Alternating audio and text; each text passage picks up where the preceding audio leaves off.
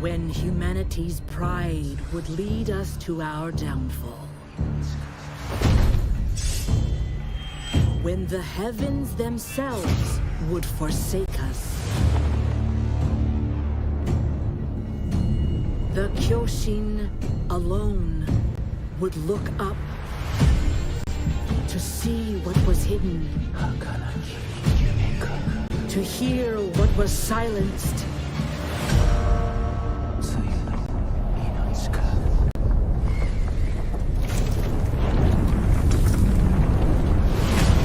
To cherish what was about to fade.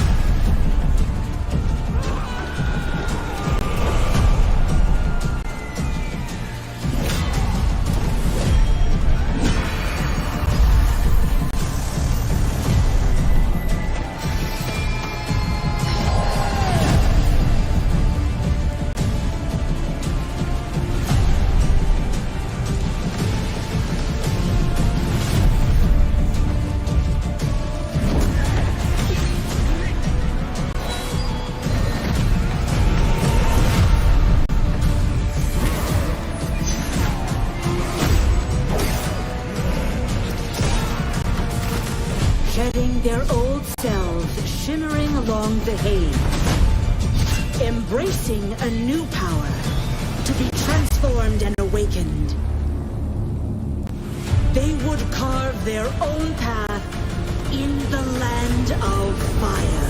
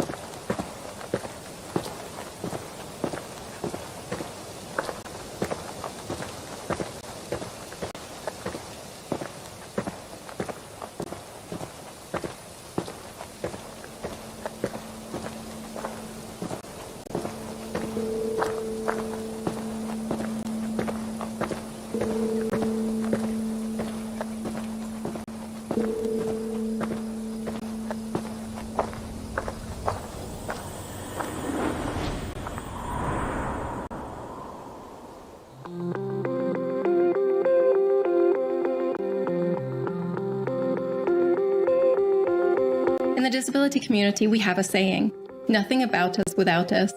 It's to say our rights, access, and inclusion in the world can't be met in proper or full ways without direct involvement. It's as true for gaming as it is access to a building. It's really important to us that we work with the community to improve accessibility. By not just involving, but valuing players and developers with first-hand experience of disability, we're much less likely to make mistakes in our approaches.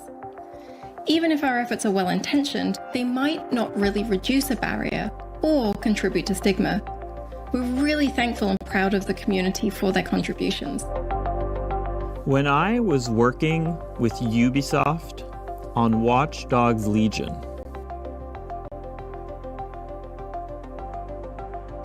we got to sit down at a table going through ideas on how a feature could be used, like the directional captioning, or what kind of information could be on the screen at the same time.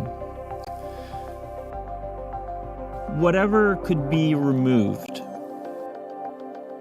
There was a lot of going back and forth to make sure there was no confusion. It was great how they were double checking to make sure they got it right.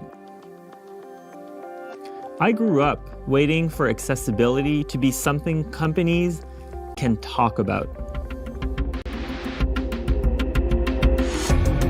Watch Dogs Legion's Play As Anyone innovation brought with it a promise of diversity and inclusion that inspired our team to make accessibility a core pillar of our design from the very beginning. The game offers a visualized sound effect system that captions hundreds of ambient world and gameplay sounds, from birds singing to footsteps to cars accelerating or crashing, each prioritized by context and spatialized with a directional indicator. The Watch Dogs Legion's team is extremely proud to have achieved this new level of accessibility. But it's only the beginning. Games that are truly accessible to everyone will require continuous innovation and effort, and I look forward to seeing today's innovations become tomorrow's standards. On Assassin's Creed Valhalla, we started working on accessibility features very early in the process. We have options for players to choose their text size, but also the text size of the subtitles. You can add a background to your HUD elements to make sure the contrast is good for you. We can adjust the icon size also depending on your gaming setup. We want to make sure you get the most out of it. Ubisoft's goal is to make games that enrich our players' lives. And key to that is making games that are inclusive and accessible to all. What we've seen is that by talking to the community and learning from each other, our teams are really inspired to innovate and find solutions, striving to challenge themselves and always improve.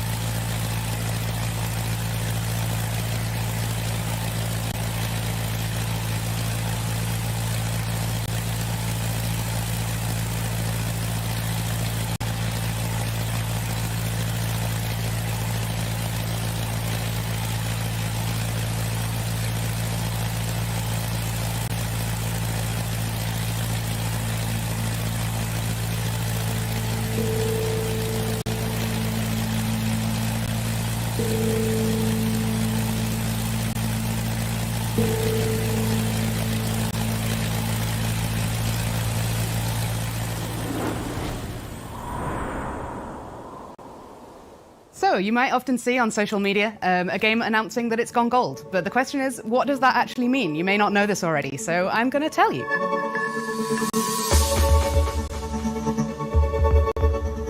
So when we say that a game has gone gold, it means that the game has been approved for manufacture. So that can be Sony, Microsoft, Google, Amazon, Nintendo, whichever platforms we're targeting for that specific game. The game is fully playable, it's stable, it's got a decent level of performance, and everything's basically working. And also that we've passed all of the compliance requirements from those first parties, and they have basically said, yep, off you go to manufacture. And then we start making the discs from there.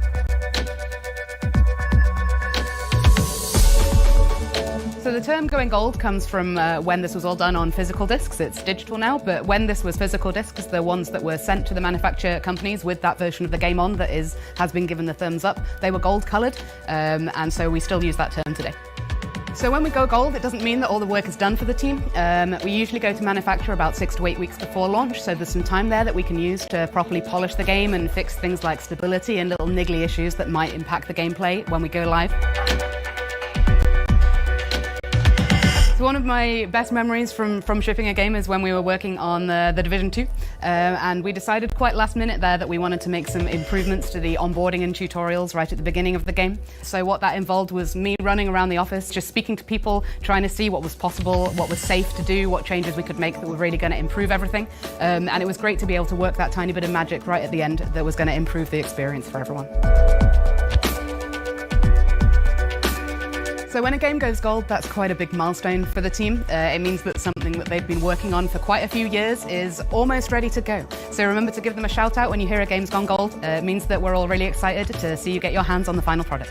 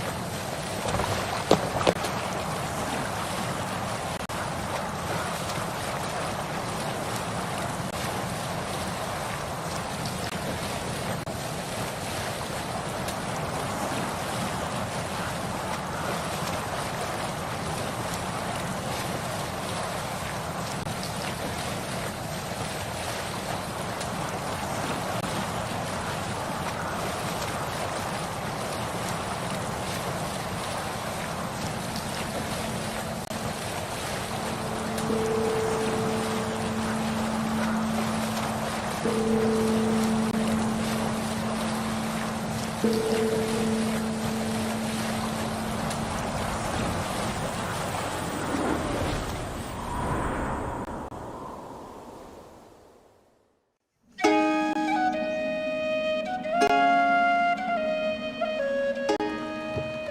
I started this project, the homework I got from, from the Ubisoft team was go home and play. My name is Einar Salvik, a musician and composer from Norway. My name is Julie Fowlis and I'm a musician and a singer from Scotland. I predominantly sing in Scottish Gaelic. The music that I perform is deeply rooted, the music of the Highlands and Islands in particular. I understood quickly that myself and people in the music team of Ubisoft, we had a lot of the same ideas and vision of what my part in it could be. When I decided I wanted to have Julie on board and she's accepted, I could already hear the music in a way. I've known Julie for a long time, been a fan, and yeah, always hoped at some point come an opportunity to do something together. I do connect to her way of approaching the older song traditions. It feels great to have her part of this. It was certainly an amazing opportunity to work with Einar. I love his work, I love his music, and his approach to making music. To work with Einar on these songs was just something to me that felt quite natural and really enjoyable, actually. I have implemented instruments such as the lyre, which would be the most common string instrument at the time. I of course used the bronze horns that we also have in Scandinavia and was present in Ireland at this time and for a long period before this as well. One instrument that I introduced that I didn't use in the main game is the crwth. It's a form of lyre, was present in both Ireland and Wales and Scotland. So of the two songs that we worked on, one of them was an Old Irish, Flan for Eden. That is actually an excerpt of a poem dating from the early 800s. That was the intention of the song, creating a praise poem for a flan. The Leafalis, there are many strange myths about it. It is sort of the coronation stone that had a power of choosing the king. When a truthful king would touch it, the ground would resound beneath it.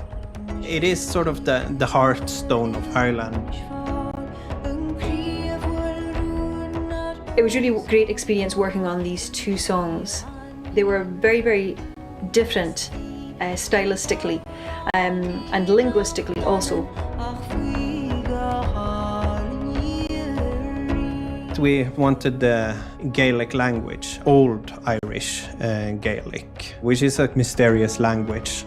This is a language that we have evidence of through writing, but we don't know how it sounded. We don't actually know for sure how it sounded, so it's a little bit of educated guessing. The legend is that the stone will bring woe, but the song claims if Ireland came to peril, the stone would rain a storm of wonders. But Ciara is a very important character in this story. Ciara means the dark-haired one, and it was challenging for me too. I had to adopt the voice of this amazing character who's a very, very strong character. But it was really incredible recording the voice parts and being directed in real time from Canada. I put a lot of heart into my work. It's important that it reflects the game, but also reflects the culture. The music and the language, they really shape our identity as Gaels.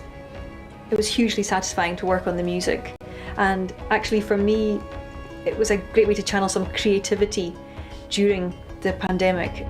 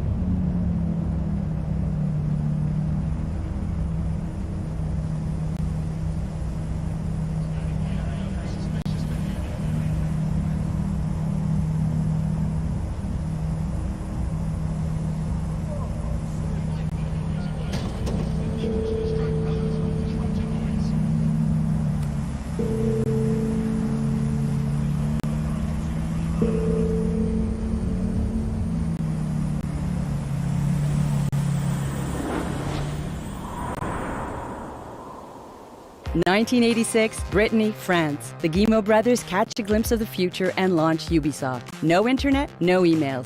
Just a bunch of people and a passion for technology and games. Today, Ubisoft still has an eye on a future where 85% of the jobs that will exist in 2030 haven't even been invented yet. Since Ubisoft can't predict the future, we need people ready to forge it. Talented people who aren't afraid to create the unknown. And Amandine Lower is one of those people. This is Amandine. Coucou. She hates interviews. Sorry about that. But we'll find a way, because it's worth it. I could tell you she's a junior developer or graduate of a video game school, but I won't, because she's not. Instead, I'll tell you the story of an unexpected career path. Well, I'm the narrator, by the way. I don't really exist, but I know Amandine and I know Ubisoft. She'll correct me if I get anything wrong. I can do that. Amandine loves arts and crafts. She draws illustrations and character art. She can crochet tiny cute animals. She studied languages at the University of Chambéry, France. She lived in New Mexico and Japan. In each new place, she started off from scratch, totally lost, barely understanding a word, and she loved it. I can't say it was always easy, but I love developing new skills to get out of tricky situations. This is Peo. He hates turning his camera on during calls. But I'll make an exception for you. But he'll make an exception for us. Peo is Amandine's first real boss. He recruited her in 2016 for an internship in communications, even if she didn't have a degree in communications. She seemed daring and resourceful. He trusted her immediately. And yes, Amandine plays video games, but lots of people at Ubisoft play games. Many don't, and that's just how Ubisoft likes it. Amandine managed Ubisoft's internal weekly newsletter. She felt this job was a perfect match for her independent spirit and her taste for new challenges. But she'll never forget Peo saying, "Push the button, Amandine. It will only be sent to 11,000 people." It's 20,000 now. Props to Maureen, she's now the one in charge of sending the email. Easy peasy. This is Colleen. She's a content communications manager. She helped Amandine build on what she learned with Peo when she hired her next. She wasn't afraid to break with convention, and I really encourage that. Because it provides a new way of doing things. Amandine started organizing conferences and writing speeches for Ubisoft speakers. She was learning something new again, and she loved it. I know it sounds weird, but she's telling the truth. I love a good challenge. But in Amandine's head, a little seed had been planted. An idea was forming. She was so close to the people making the games she loved. 2 years later, it became clear. She wanted to be a line designer. Amandine reached out to Elizabeth. She was leading teams of line designers at the time. The way she talked about the game she liked was so passionate and professional. She was even able to connect an IP to a player journey and talk about those tiny details that can sometimes make a huge difference on the quality of the game. Amandine started helping production teams design the content of their games. She's one of the bridges between the top management at HQ and the production teams in Ubisoft studios around the world. She is an interpreter, as she has always been. Yes, being a line designer is all about communication. You can always reinterpret your skills in a brand new way. Looking back, without Peo and Colleen, she would have missed a key step. That's it. Thanks, Amandine, for your inspiring story. Merci. Before I go, did you like this story? Head over to ubisoft.com to hear more just like this one and maybe even take your first step towards creating the unknown with Ubisoft. And I really encourage that.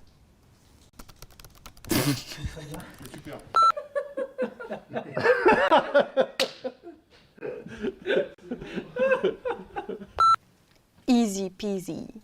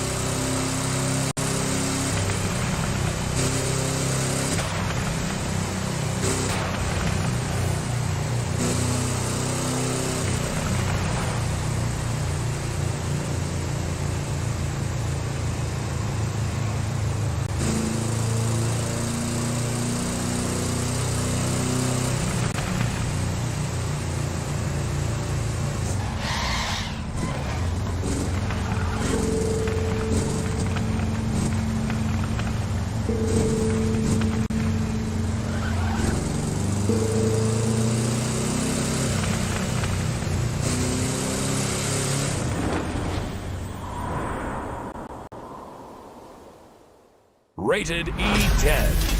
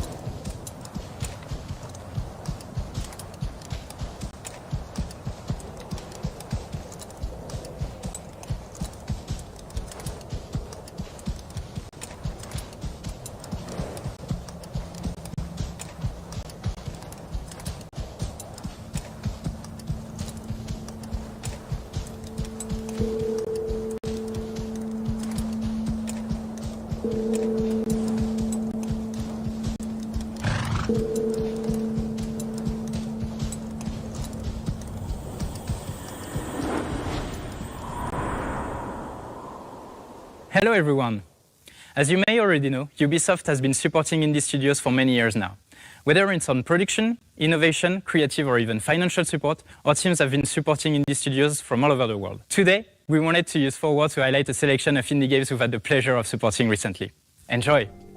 Hi, I'm Sandro, the co-founder of Tucana Interactive, a young independent game development studio based in Berlin, Germany, currently working on Dorfromantik. Dorfromantik is a relaxing strategy and puzzle game where you create an ever-growing idyllic landscape by placing tiles.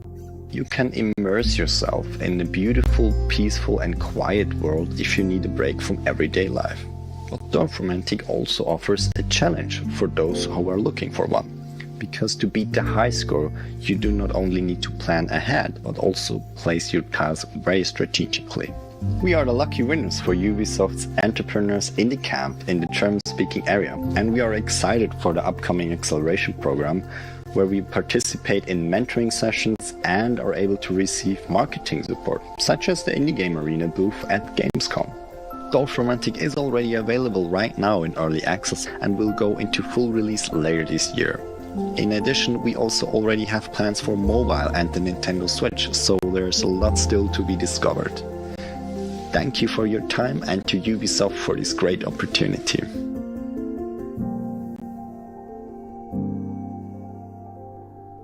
Hey y'all, so I'm In Taylor. I'm one of the co-creators of Bravery Network Online, a game by Glowing. A little bit gay, but you know, if you're not gay, that's okay too. I think that it's a really, really fun world, and I think that the competitive play of it is really solid. We've been working with Ubisoft for a little bit now. We actually are the winners of Ubisoft's 2019 Indie Series run by Ubisoft Toronto. They've helped us out so much over the years. They've given us press support when we launched into early access. They connected us with different folks internally who could help us out, and even to folks outside their company. We have a pretty vibrant Discord community and a lot of folks who've just been enjoying the game, and we're really appreciative of that. Bravery Network Online is in early access now, so feel free to pick it up and send it to some friends. I would really appreciate that very personally, so thank you. Bye.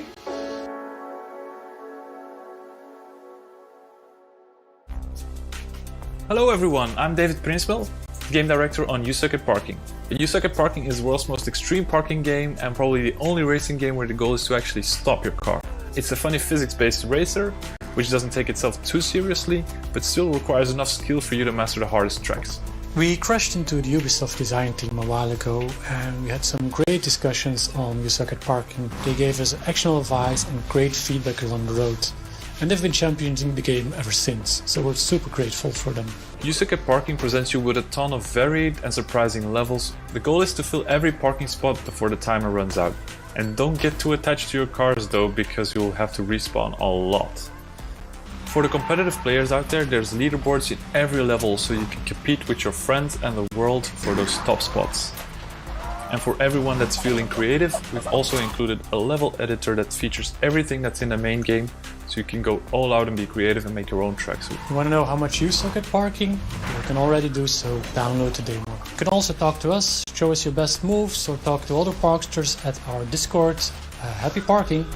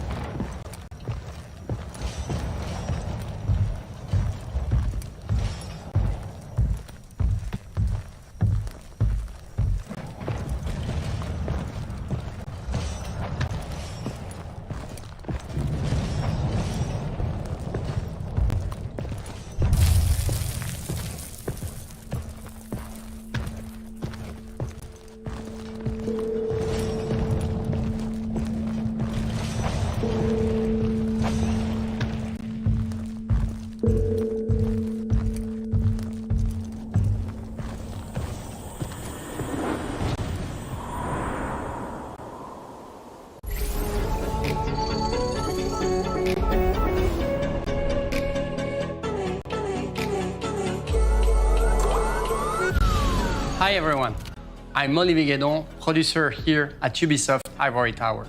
The Crew 2, launched in 2018, reaches its 3rd anniversary. It's been a very intense year, with multiple content deployment. Every 4 months, a new season, and every 2 months, a new episode. We delivered all the content announced 1 year ago, and for this, I would like to warmly thank our teams here at the studio for their work and commitment despite the COVID-19 context. But it's also time to warmly thank you, our community, since we are really proud to announce that we are now more than 30 million players to have joined the Crew franchise since 2014. And for those who have not joined in yet, what a better time to jump in the Crew 2. First, claim this amazing vehicle for only 1 Crew credit in-game starting today. Also, next week, enjoy 1 event for each major update we released so far in a special anniversary live summit. But it's far from being over, and I'm super happy to announce more seasons for our 4th year. This new content will of course be available through Motherflix, new season, and episodes. But enough talk, and enjoy a glimpse of your next Motorflix show. Thank you all. A tour of the U.S. is iconic. The record. The fastest route. Racing against the clock. Welcome to special number 1 of the U.S. Speed Tour East, around New York City, the Big Apple. Daytona, Florida, speeding along the world's most famous beach. What a perfect day here in Miami. Fans are gathering, drivers are ready. Hey, I think we're going to have a great race today. I cannot wait for this season to get started. Each new season brings fantastic feelings. The fever, the hope, the excitement. The teams are getting ready. And I guarantee you that they are ready to make the show.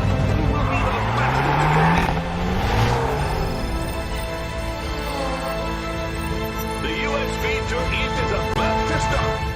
It's probably the biggest race of my career. What a mess out there! Are you ready? The clock ticking. Go, go, go! Check that one out! Final leg of the final stage. New York, New York.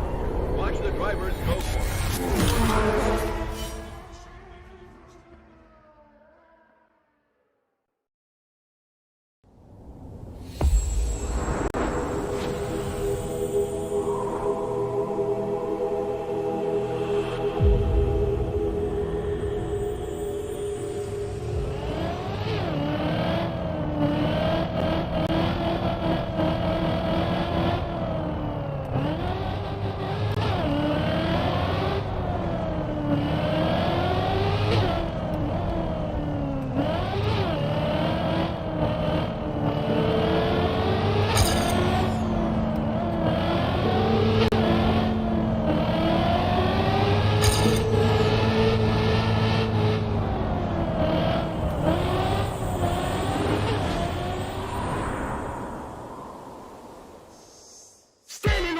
Got the whole place rocking, it's popping, no stopping. Standing on the stage, got the whole place watching.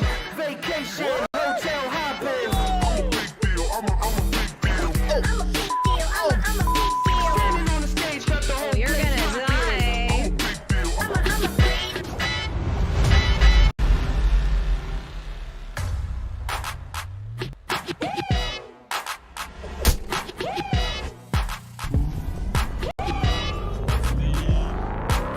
This car rustles my jimmies in a way that jimmies should not be rustled by a car.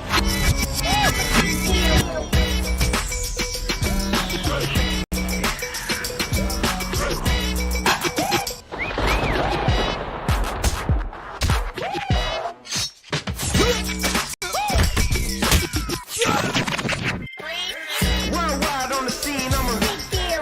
Everybody know me, I'm a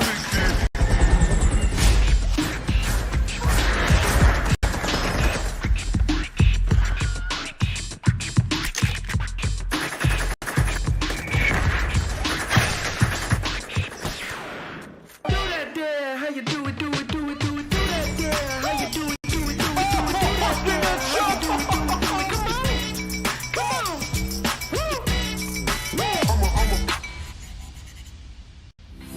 a big deal, I'm a big deal, I'm a big deal, I'm a big deal. I'm a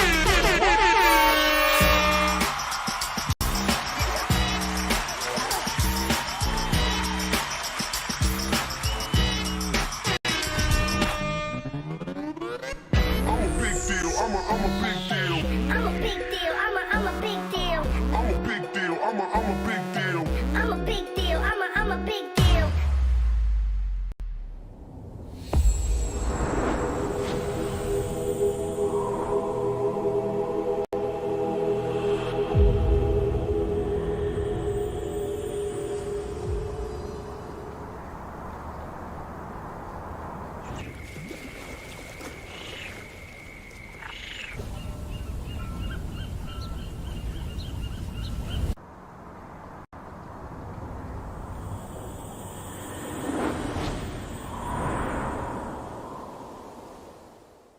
Hey everyone, I'm Latish Dalinathan, a live producer on Watch Dogs Legion. Back in October 2020, you recruited a resistance, built DedSec, and saved our near-future London. Since then, you have jumped in online modes with friends, dared our tactical ops, and fought for London with Mina. Now, on behalf of the team, I'm proud to give you a taste of what's coming up in Watch Dogs Legion Bloodline. Got a simple job for you, Aiden. Huge payday. What's the catch? It's in London. That's where your nephew Jackson lives, right? Anyway, the job's pretty straightforward. Break inside Broken Tech and steal a device giving control over an army of weaponized robots. That thing must not fall into the wrong hands. Whoa, whoa, whoa, whoa! Easy, easy. Hey, I know you. Give me that. This, no. 3. I need it for a thing. 2. Okay, I guess we're doing this.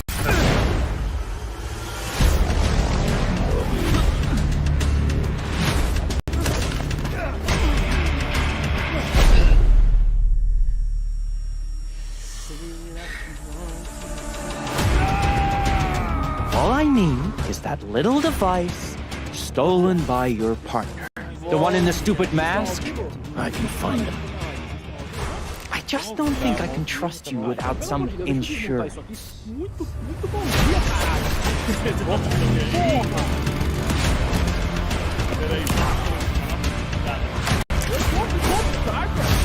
I'm just tired of criminals and con men running the world. I need you to pay attention.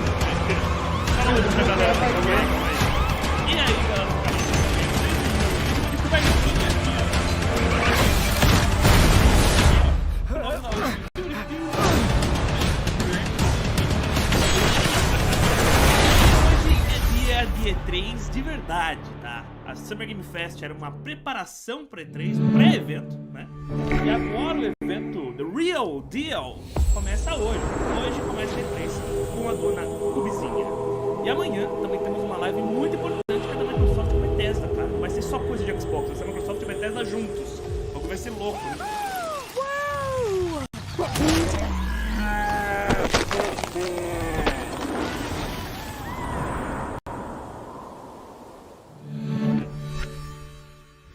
How do I tame the deer? How do I tame the deer? Oh, not like that!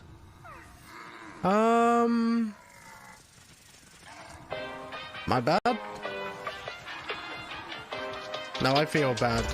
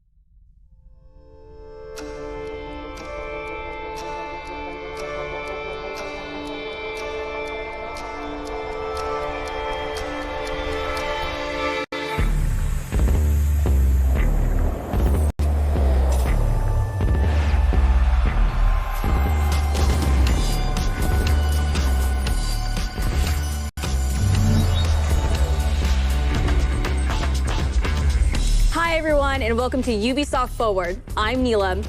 And I'm Yusuf. We're so thrilled to be back hosting Ubisoft Forward.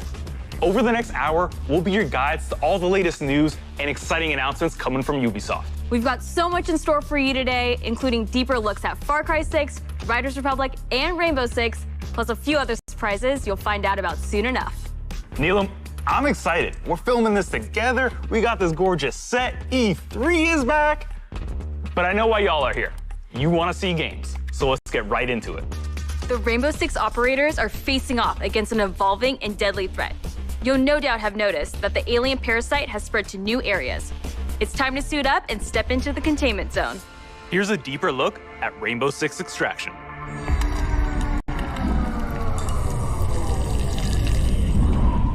I used to feel so much peace staring into the heavens until a piece of it fell.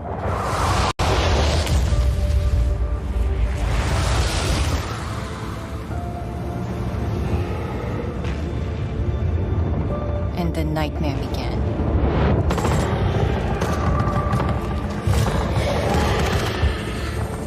We thought it could be contained, but it evolved. So we did too. One of our own is MIA. I need an extraction team, now. If there's a way to stop them, you will find it. But I know you will find me first. Okay, the plan. Nomad, secure our exit. I'll take out the nests. And I'll find Ivana. I have your signal. Let's go. We are already out of the nests. Incoming! Clear the area!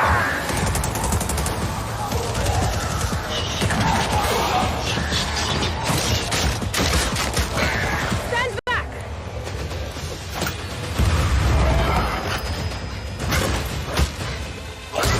Down.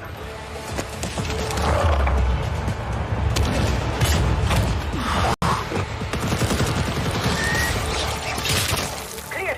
Let's move out.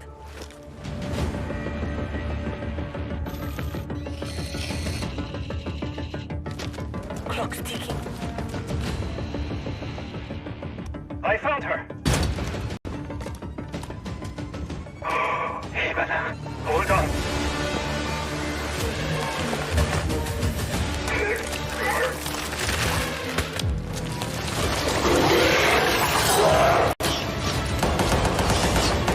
I've got company. Coming through. Countermeasures.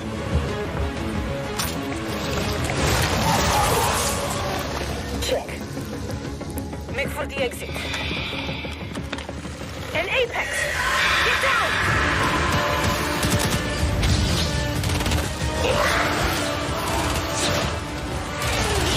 Ella, look out! I don't have the shot! Not so fast. Target the breacher!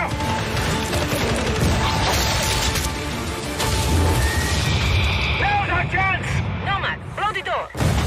Cover me.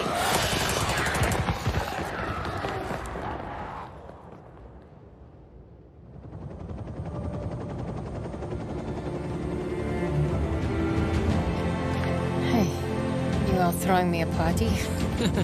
Yeah. Too bad you missed all the fireworks. Team, it's Ash. We're not done yet. VIP down.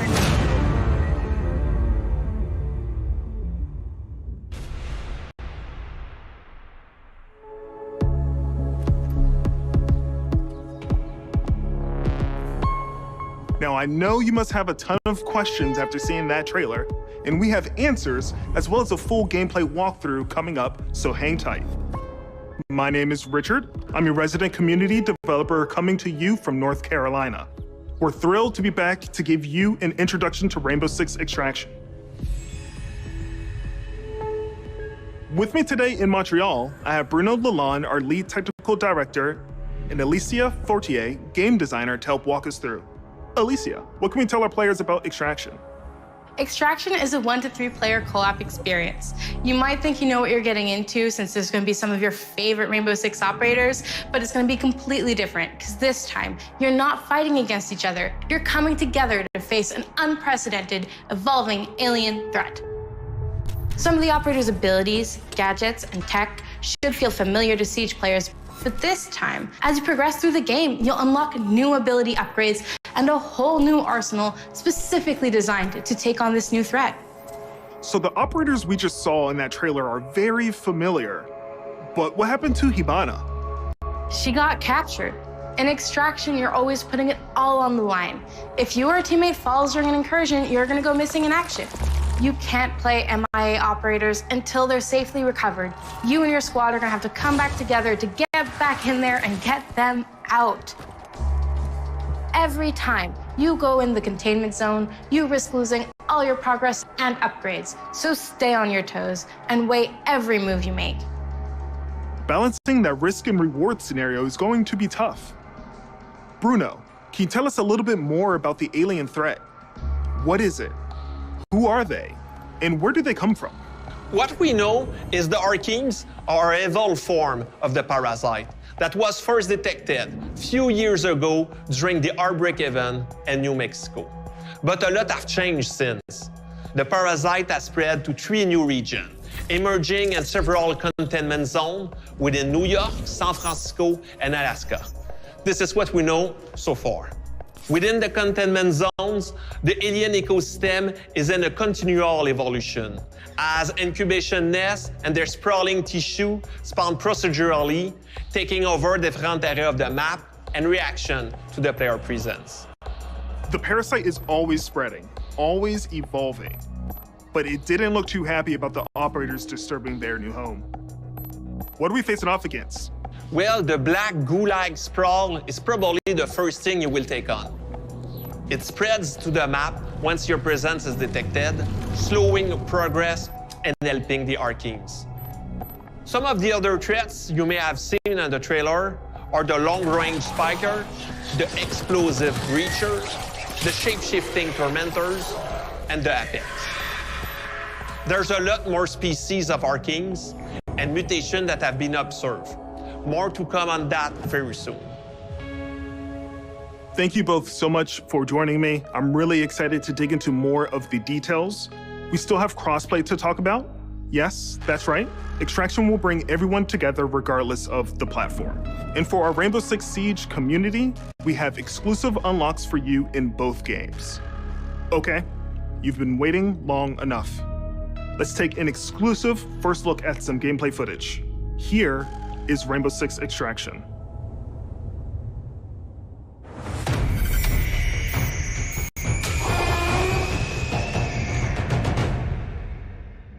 Welcome to Rainbow Six Extraction, the new tactical co-op shooter game where Rainbow Six operators are dropped into alien territory. In today's walkthrough, we're on a mission to investigate anomalies identified at the Orpheus Research Center in Alaska. HQ will provide additional instructions. We need new data on the parasite's underground network. It keeps evolving, adapting. Plant auto trackers on dormant nests. Don't destroy them or we'll lose the trackers. As a squad of 3, Ella, Alibi, and Sledge will use their operator abilities to complete objectives, assist each other, and obliterate Archeans in their way. Drone spinning up.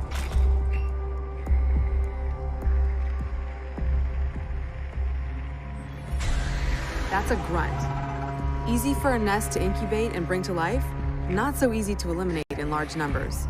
Converge on location. Nice and quiet. The enemy reacts to intrusions in their ecosystem, including operators. Eliminate my target. So stealth tactics are the way to go.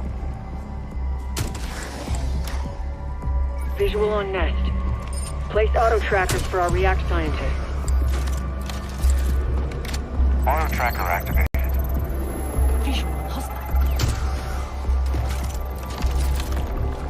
Auto tracker activated.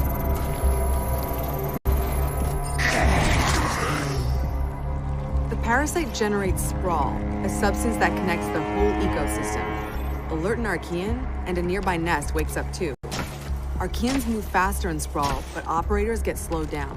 Take my guy out. The squad can use their React Light to see bioluminescent properties in Archeans and in the environment. The contrast helps to better identify targets.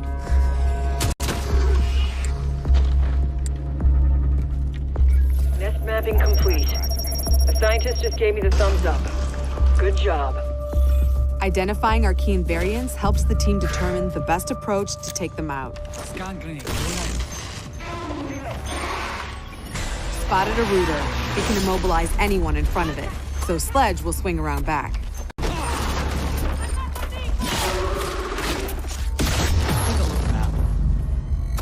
Get out of there before the swarm appears. Don't push your luck.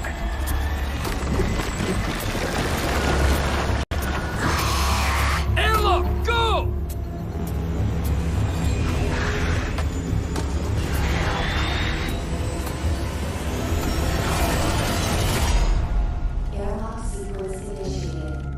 That was close.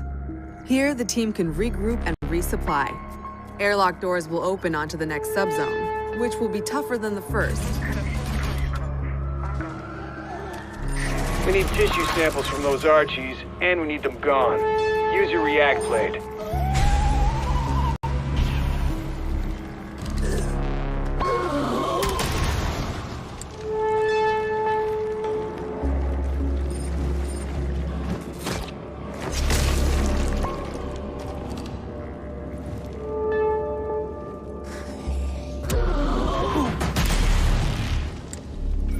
Right there. React blade, do your thing. That target is finished. One down. We're not done yet. That's your target. Don't put it to death just yet. Get that sample. We've located a spiker. It can fire armor-piercing projectiles. Alibi deploys a Prisma hologram. Deploying the bait.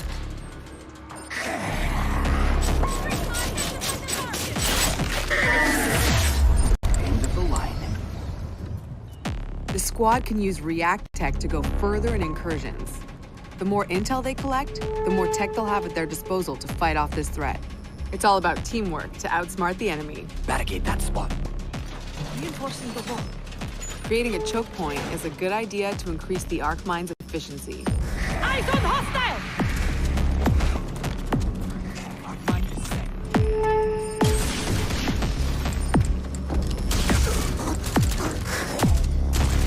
That's the way. Keep hunting. That's the React threat sensor. Smasher incoming.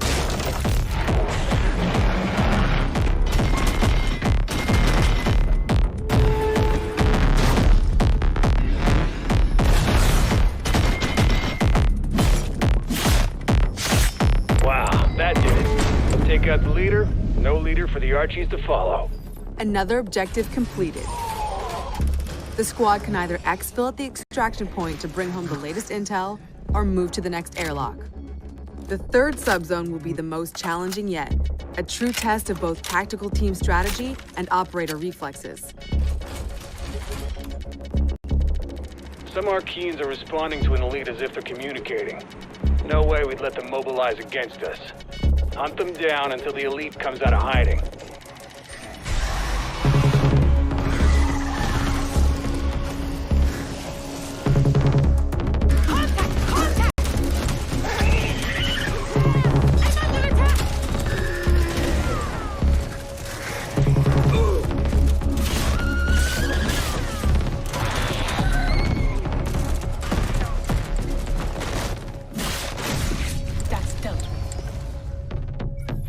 Show up any second. Enemy located! Eliminate my target! I'm compromised! Eyes on hostile! Operator down!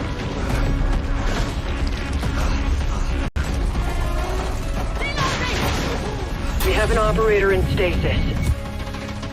An operator is now MIA. I don't know if you can hear this, but we're mounting a rescue. Hang tight.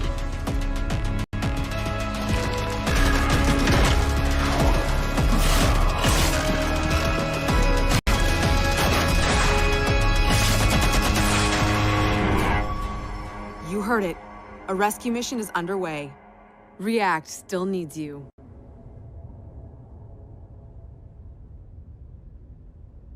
Operators, it's time to unite and stand together against this emerging threat.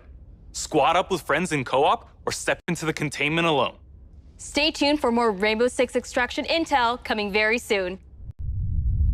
If you think fighting aliens is tough, try learning guitar. Well, that was a segue. 10 years ago, Rocksmith redefined music learning by introducing the first console game that taught millions how to play guitar. Whether you're already an expert or just starting out, Rocksmith has an approach that's for everyone. A fun and interactive way to learn guitar, playing your favorite songs. And in the decade since its release, our community and its impact have only amplified. This year, let's turn it up to 11 and see what's next for Rocksmith.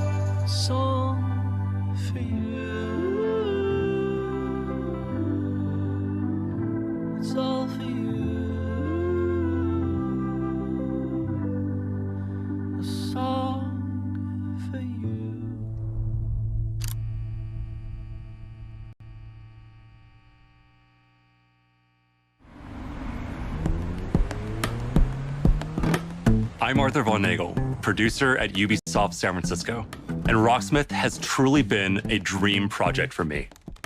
As a lifelong gamer and a touring musician, Rocksmith is what I wish I had when I started learning music. And that's why I'm thrilled to share the next evolution of music learning, Rocksmith Plus, a new interactive music learning subscription service available this year. Learn how to play guitar and bass by playing along to master recordings of your favorite songs. Connect your instrument to your PC, console, or mobile device and get real-time feedback as you play. Connecting with Rocksmith Plus will be easier than ever now that you can use your phone as a microphone. Download the app, log in, sync to Rocksmith Plus, set it down, and play along. Now, acoustic players and electric players with amps can use Rocksmith Plus with no extra gear needed. It's a game changer. And we're excited to reveal Rocksmith Plus will have a huge amount of songs at launch. All songs in the library will have chord charts that'll be perfect for rhythm players who want to learn the foundation of a song to hum and strum along to. We'll still have the note-for-note, authentic arrangements for players that want to play songs exactly how the artists originally played them. And each week, we'll release a steady stream of new authentic arrangements to keep growing that portion of the library. We're also introducing the Rocksmith Workshop, a new tool that lets users create and add their own arrangements for songs we've licensed. Your subscription will give you access to all those songs, more content than ever before, including genres beyond rock. We'll have pop, hip-hop, country, Latin, R&B, all sorts of metal subgenres. We'll have music from all over the world, from big stars to indie darlings. It's the most diverse song library ever seen in music learning software. Rocksmith Plus will still have our proven practice features like adaptive difficulty and riff repeater, which let you practice and learn at your own pace, or slow down and repeat tricky parts until you master them.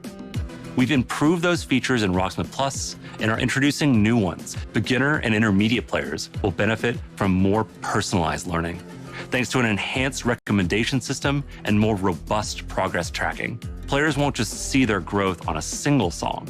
They can now monitor their progress technique by technique across the board, and overall offer a better sense of how you're improving over time. Advanced players will be happy to know we're introducing a new Rocksmith Tablature view. That way you could take advantage of Rocksmith Plus's song library and practice tools in a format that's familiar and one that will hone your tab reading skills. We're excited to announce that you can register for a chance to participate in our closed beta right after the show. Visit our website at rocksmith.com to get an early look at Rocksmith Plus and help us test and create the future of music learning. Thank you so much to the amazing fans who have enjoyed and supported Rocksmith over the past 10 years. Let's jam together with Rocksmith Plus for another 10.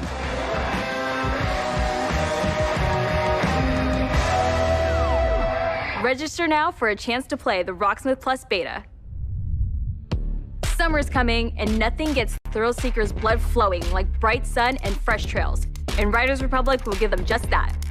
Last year, you got a first look at our massive multiplayer outdoor sports extravaganza. Since then, the project's grown by jumps and grinds.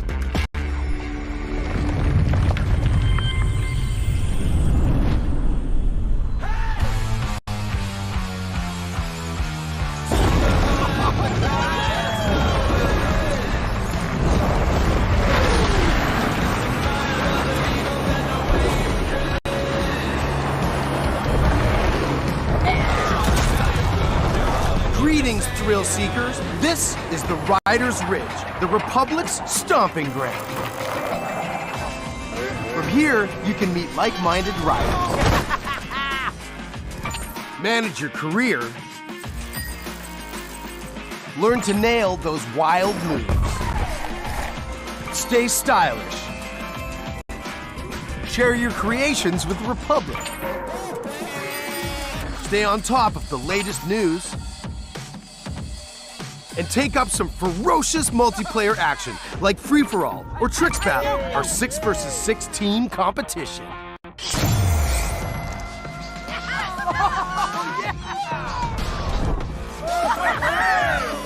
So, here's how it works. Performing big tricks on the modules will turn them from red to blue, and every trick that you stomp will contribute to your team's overall score. You still with me? Okay.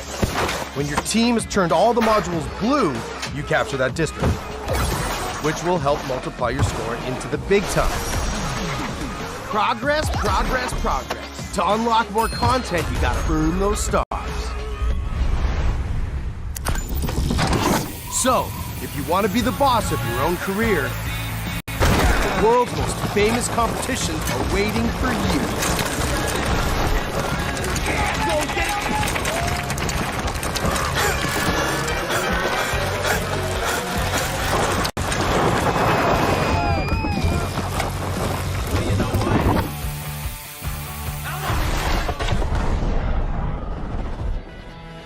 Now, some might say the best parts of the Republic can be found in the city playground.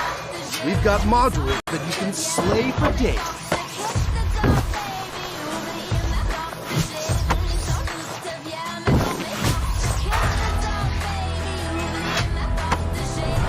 Maybe you're all about living on the edge. Either way, to progress, you gotta earn those stars. having the right rig is important too. And we've all got our preferences.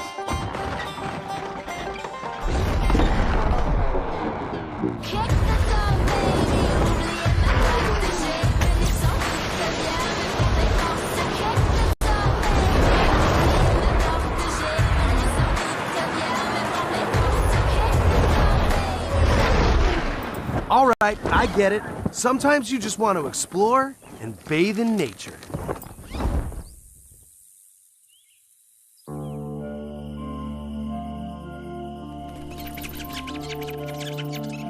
That's right. Everything you do counts. Getting those stars means more rad to be had, and the Republic will abide. There's always something awesome to do as you reach new milestones and unlock more challenges. Ha ha ha! It's the Red Bull Joyride, people. It's infamous. It's spectacular. It's the biggest stage of slopestyle mountain biking. And guess what? You can play it versus your friends. There is so much more. More stunts. More sports. More events. Just more, okay? And a natural outdoor playground for you and your friends to enjoy, any way that you want. When we say fun with everyone, we mean it. Look at all these riders. Does this speak to you? Then don't miss out on mass races. Woo!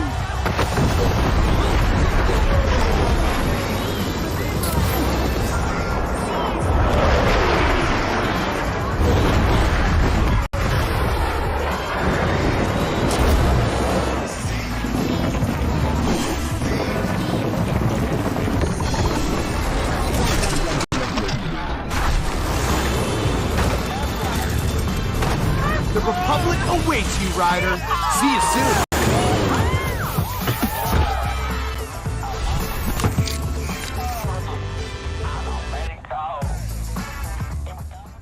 Don't keep the mountains waiting. Riders Republic is coming September 2nd, and you can pre-order now and claim your right to rip. Okay, so we've seen some of our favorite Rainbow Six operators battling alien parasites. But how's their day job going? You know, ever since Crimson Heist, we're still trying to clear all those pesky Flores drones off the maps. Year 6 is off to a blazing start, with Siege passing 200,000 concurrent players a few weeks ago. If you haven't joined in yet, 2021 is the perfect time to drop in.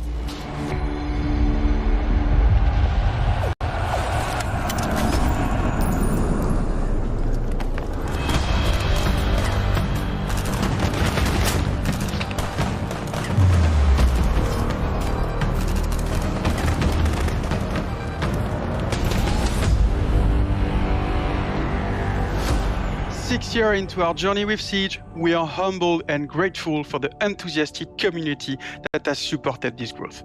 So today is all about sharing quality of life developments that will dramatically improve player experience. With the community growing every day, we've been hard at work finding ways to improve your ability to play with your friends and meet new players. On June 30th, we are unifying our PC and cloud-based platforms with crossplay and cross-progression. That means that any player on Amazon Luna, Stadia, or PC will be able to queue into games together while having a unified account progression. And for console players, in early 2022, crossplay will be available between PlayStation and Xbox platform, and the cross-progression will be available between all platforms.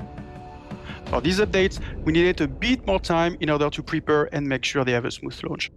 Bringing these player bases together benefits everyone. It will finally allow you to play with your friends across different platforms. It also means that your progression will now follow you, anytime and anywhere you play. We know crossplay is a feature a lot of you has been anticipating, and we are thrilled to see the enthusiasm its announcement has inspired.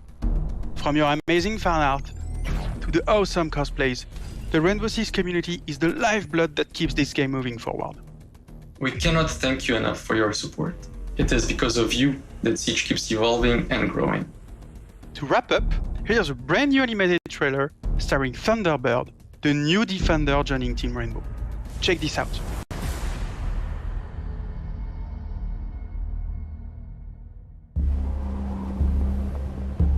Ready? 6 years ago, I met a pilot. She saved my life. Damn.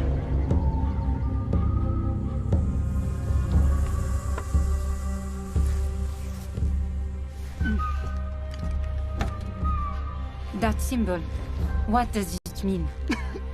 This jacket was my father's. Dagu Wakan, Wichahpi. The Creator's star has many meanings.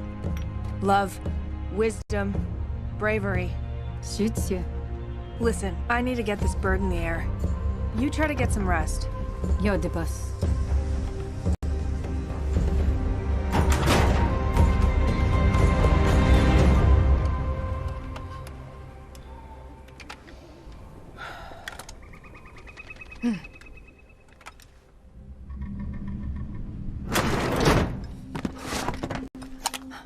What's happening? Shh.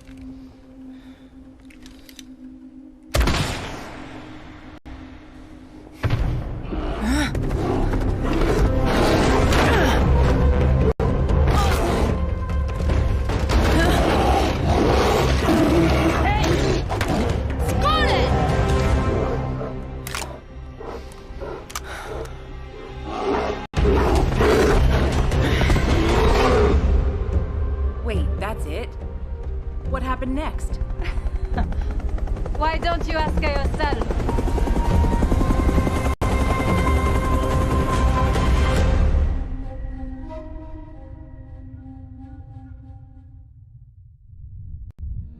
New projects aren't the only things to be excited about this year. Take a look at the incredible updates coming to our live games in 2021.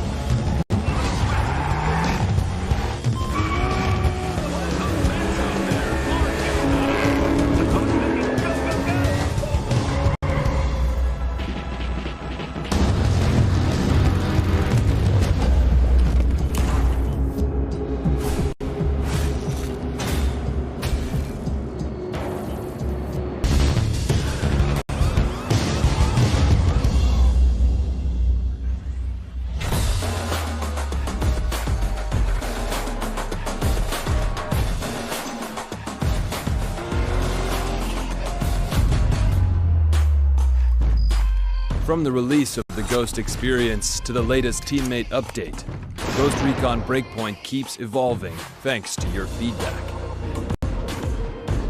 But that's not all.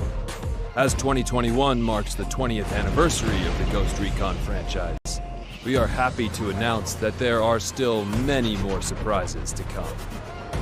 Stay tuned, Ghosts.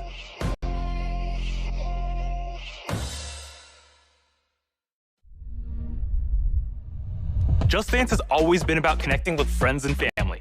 When you're in good company, there are no bad dancers. So move the coffee table, alert the local homeowners association, and let's get loud.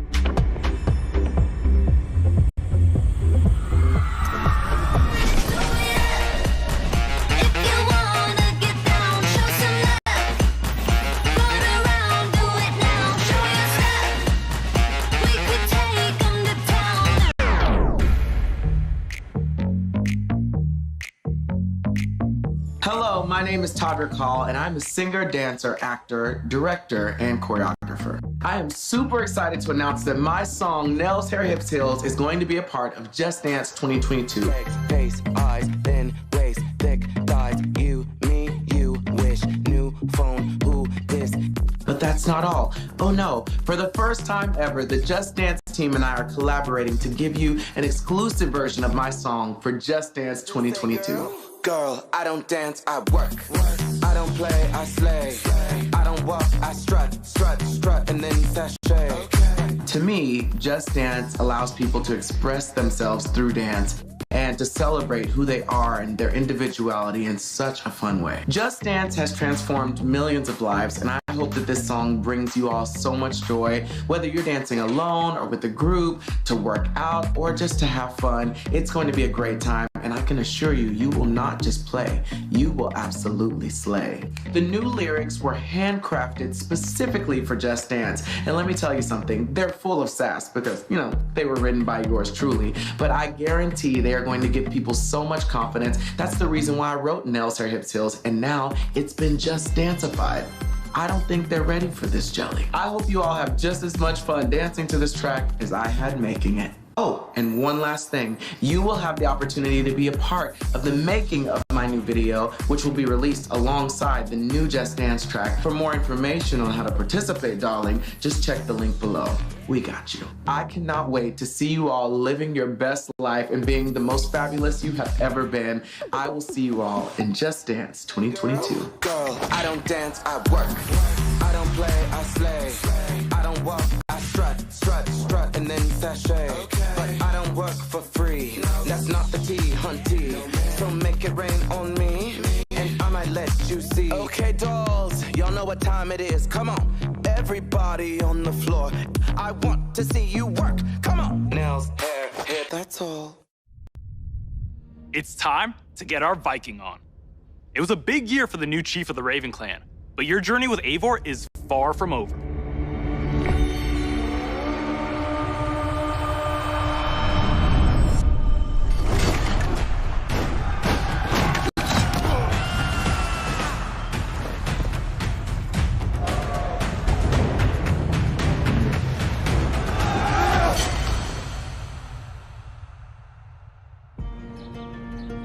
In November 2020, we released Assassin's Creed Valhalla.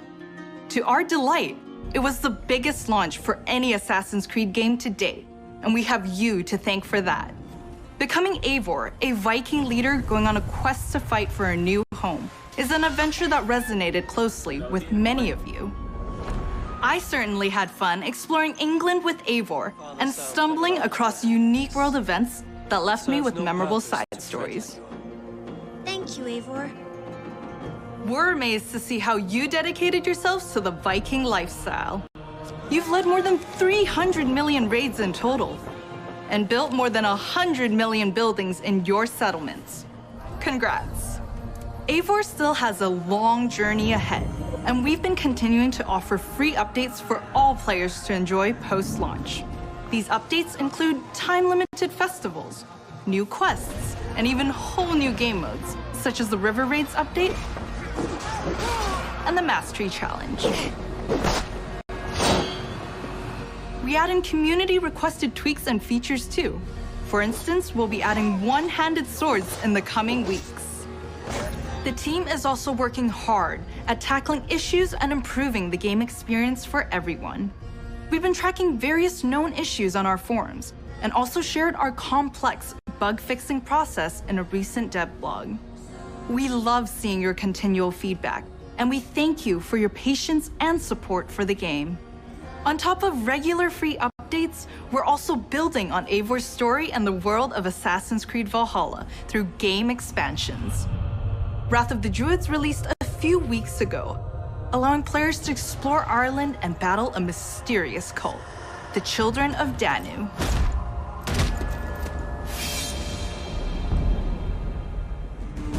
In our second upcoming expansion, you'll get to relive the Siege of Paris. This is the most ambitious battle in Viking history, taking place in war-torn Francia. You'll have to do everything in your power to uncover enemy secrets and form strategic alliances in order to safeguard your clan's future. Players may be excited to learn that black box infiltration missions are returning. This means you're given a goal for a mission, but how you'll achieve it is up to you. Expect new abilities, weapons, gear, and of course, new enemies. Watch out for the Siege of Paris coming this summer. Assassin's Creed has long focused on the exploration of history, and we are happy to announce that the new Discovery Tour will be released this fall. It will be free to all who own Assassin's Creed Valhalla. Explore the world and take a deeper dive into the history of the Viking Age. The team has crafted a new experience where you'll get to play as people during the time of Vikings and follow them in their endeavors, big and small, while collecting exclusive rewards. Whether you're an Assassin's Creed fan with a heart for history or a student looking to supplement your knowledge, the Discovery Tour Viking Age will have you covered. Assassin's Creed Valhalla doesn't stop here. For the first time on an Assassin's Creed title, we'll be supporting the game well into its second year. While this year will be a very active year for the game, we're already working on more expansions for next year. Something tells me that Eivor is not done with Odin yet.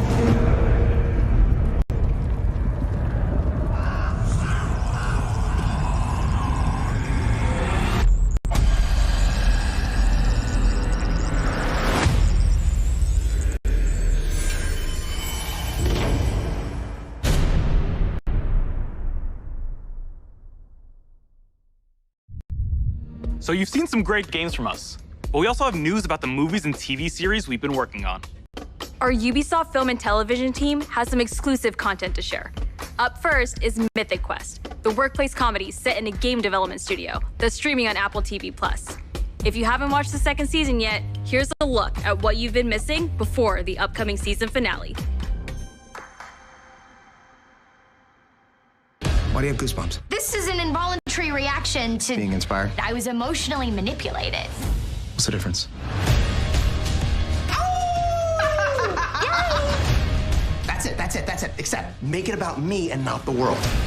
I feel really seen and heard. I don't want to see you or hear you. She played us to get what she wanted. She inspired us. She emotionally manipulated us. What's the difference?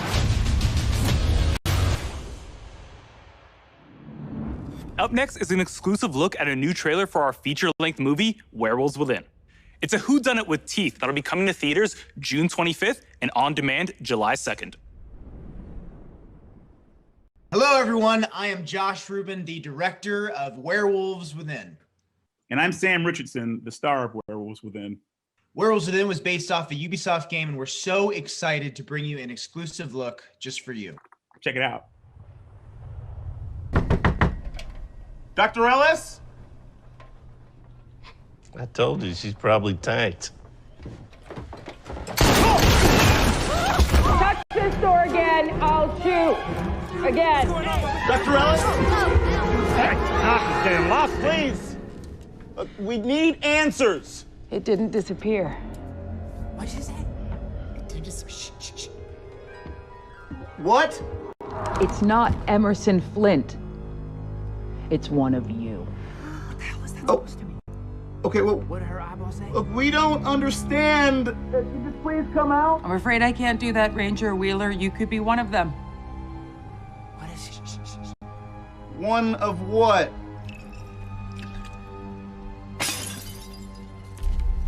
A lycanthrope. A what? A werewolf.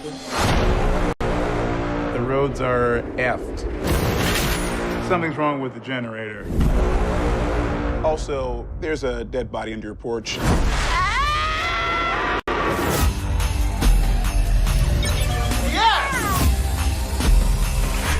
I'm gonna go get a croissant. Out of curiosity, who is packing? We having a good old-fashioned sleepover. With guns, though. With guns, yes.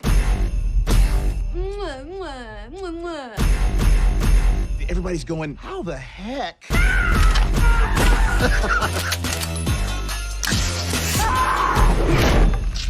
Not littering, I'm just excited. Not judging, just watching it.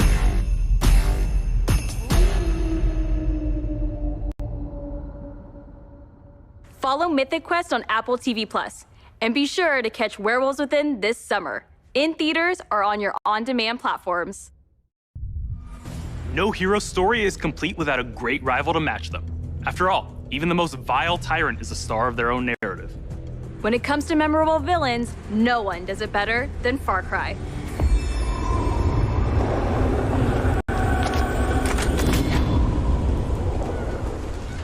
Please, we have to get on that boat. Abuela, what the hell I'm gonna do with baseball cards? Do you have any idea what these are worth? Let us through. Quiet. Marco, always making new friends. Danny, you're late. Where's Alejo? He gave up his ticket.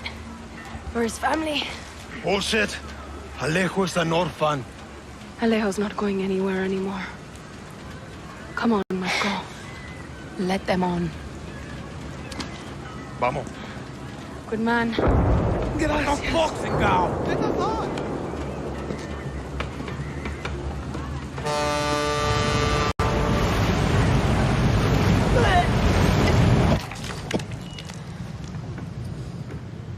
Gracias.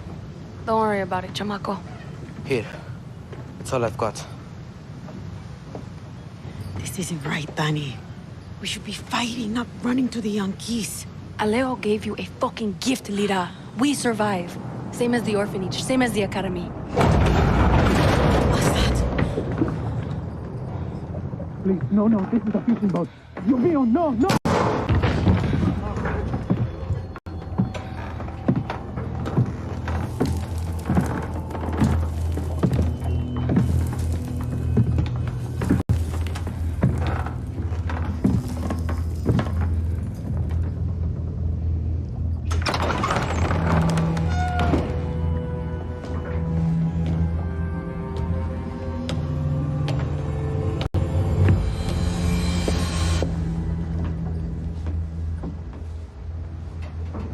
Before he was El Presidente, mi papa loved to fish.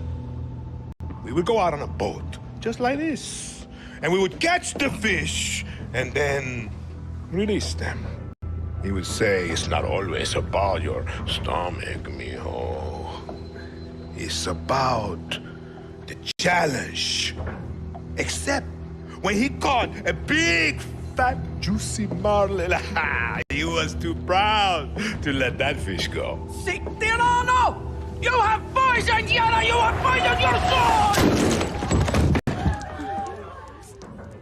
I have caught a very big fish today. Haven't I, Diego? Diego!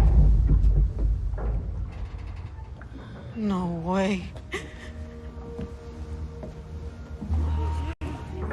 I have caught you, mijo. Now it's time to bring you home. I don't want this anymore, Papa. We have no choice. Let them go. They can work. Make VIVO. Truth or lies? Truth. They could be good workers. They could help rebuild paradise. But if you wanted them to live, you would have never set foot on this fucking boat. 13 years old. And Diego has such compassion for his people. These fish, we will catch and release.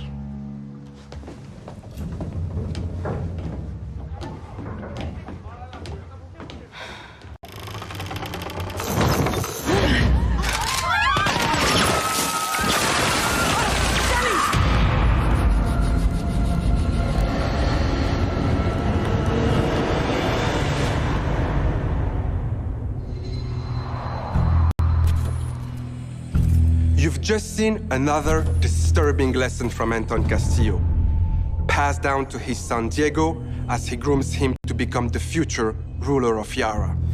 The most important part of crafting a Far Cry villain isn't the fact that they're evil or shocking. It's that there's someone that could sit across from you at the dinner table and charm you into thinking that everything they believe, no matter how twisted or horrifying, could be absolutely true. That's the secret to Anton's power, and we couldn't be prouder to have him join the Far Cry family. Now, when creating Anton, we had quite a lot to live up to. Because when you think Far Cry, you think about its rich legacy of villains. Which makes today a very special day for Far Cry fans. Not only did we get to see into the mind of Anton Castillo, we finally get to unveil some of our post-launch plans. Our dream was to honor the Far Cry villains' tradition and introduce a brand new experience. It is time to see the other side. Go further down the rabbit hole, and it's up to you to find a way out.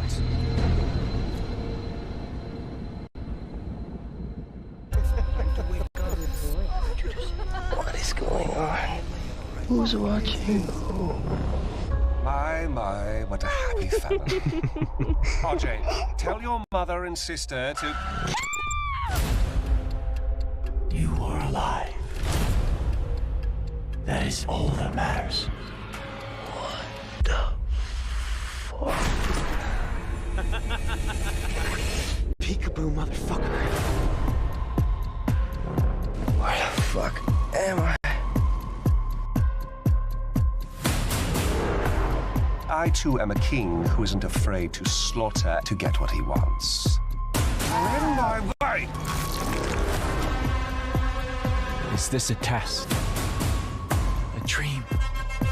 An opportunity? Then I will not waste it.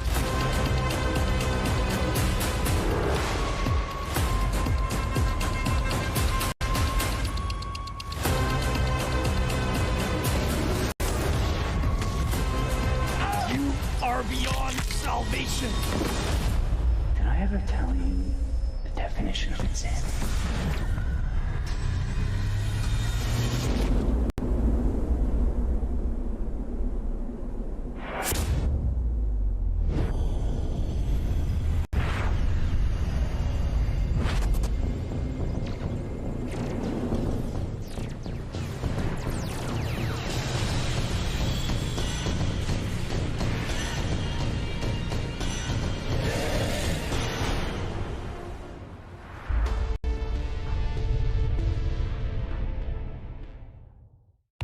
We're so excited for you all to check out this next game. Oof, Neelam, I can't wait to get my hands on this one.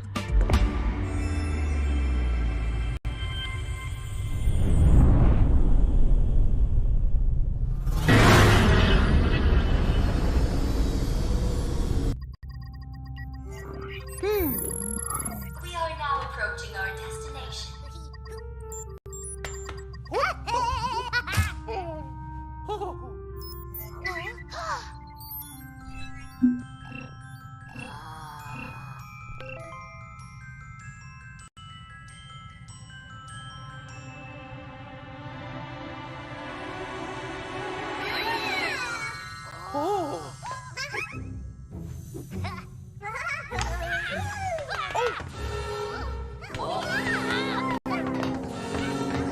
Vast energy anomaly detected.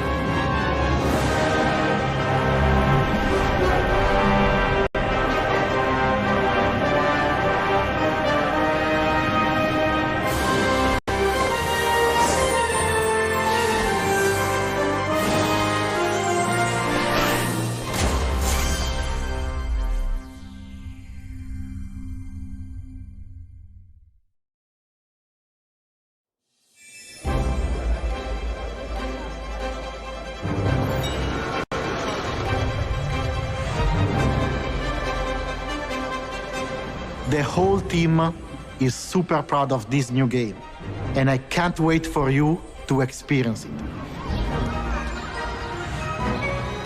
It's fair to say that we did something quite surprising with the concept of Mario + Rabbids Kingdom Battle. And for this project, we didn't want to stop there. Hi everyone, Mario and the Rabbids are back.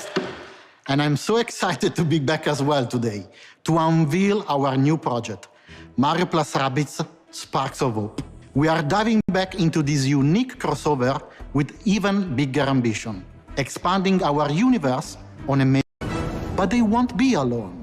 By their side, they will have their new allies, the Sparks. These surprising creatures, born from the merge of Rabbids and Lumas, will lend their wild powers to our heroes. Their natures and origin are at the core of our story. But let's keep some surprises for later.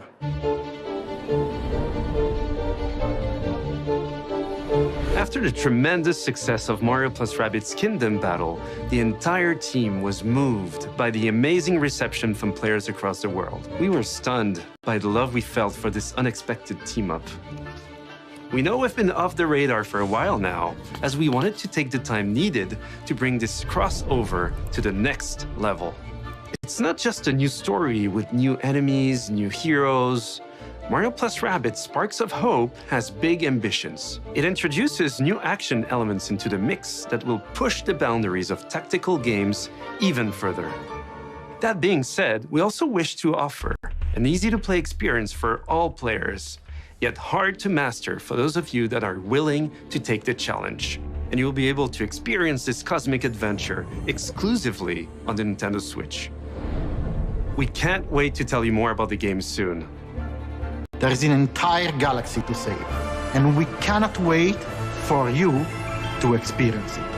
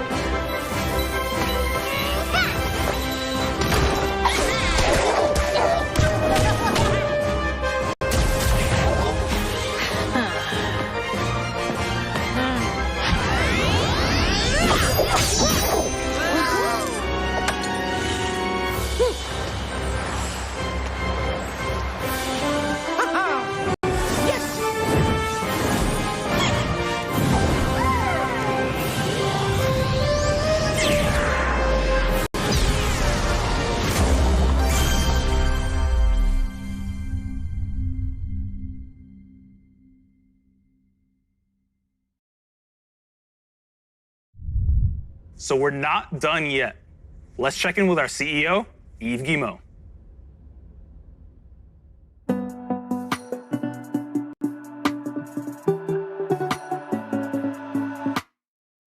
Hi everyone.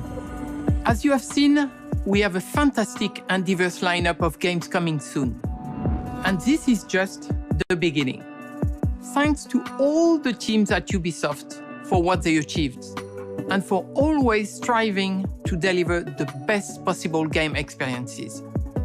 I'm humbled by their resilience, energy, and collaboration, especially during what has been a challenging year. I'm also proud of our industry's ability to bring together millions of players from around the world to share memorable experiences and moments of joy. This is one of the real powers of video games. And it is what motivates everyone at Ubisoft to do our best. Finally, my sincere thanks to you, the players. We appreciate the trust you place in us. Your involvement in our games communities keeps them growing and vibrant. We want to create original, enriching, long-lasting game worlds. And your contributions, feedback, and support make it possible. We also are proud that some of the biggest names in entertainment trust our creative teams to develop games within their universes.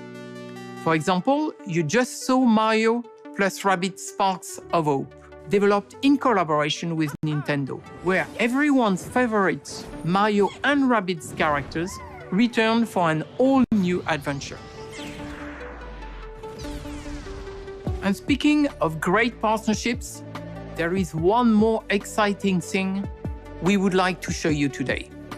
It is a glimpse of the amazing journey that awaits you in one of the most beautiful but dangerous places of all, brought to life by the latest version of our Snowdrop engine. I'm excited to share this first look with you now. Enjoy!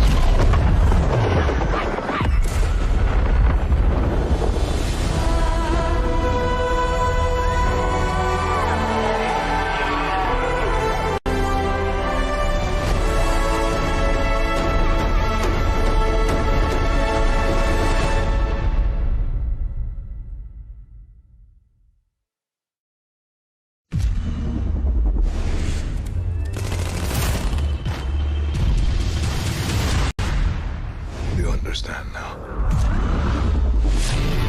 You and I are gonna tear shit up! Begin the remake!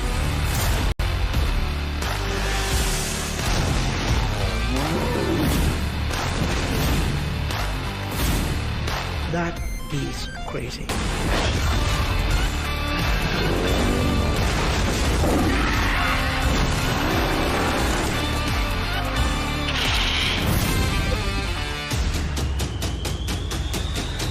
Awesome. Like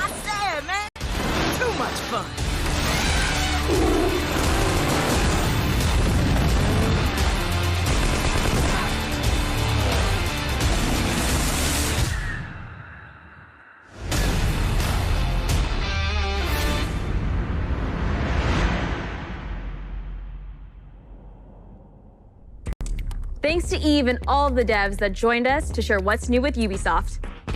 Today, we battled some Archeans in Rainbow Six Extraction, learned some new songs in Rocksmith, got an adrenaline rush from Riders Republic, lit up the dance floor in Just Dance 2022, visited new shores in Assassin's Creed Valhalla, witnessed a chilling confrontation in Far Cry 6, and teamed up with our favorite man in overalls in Mario plus Rabbids.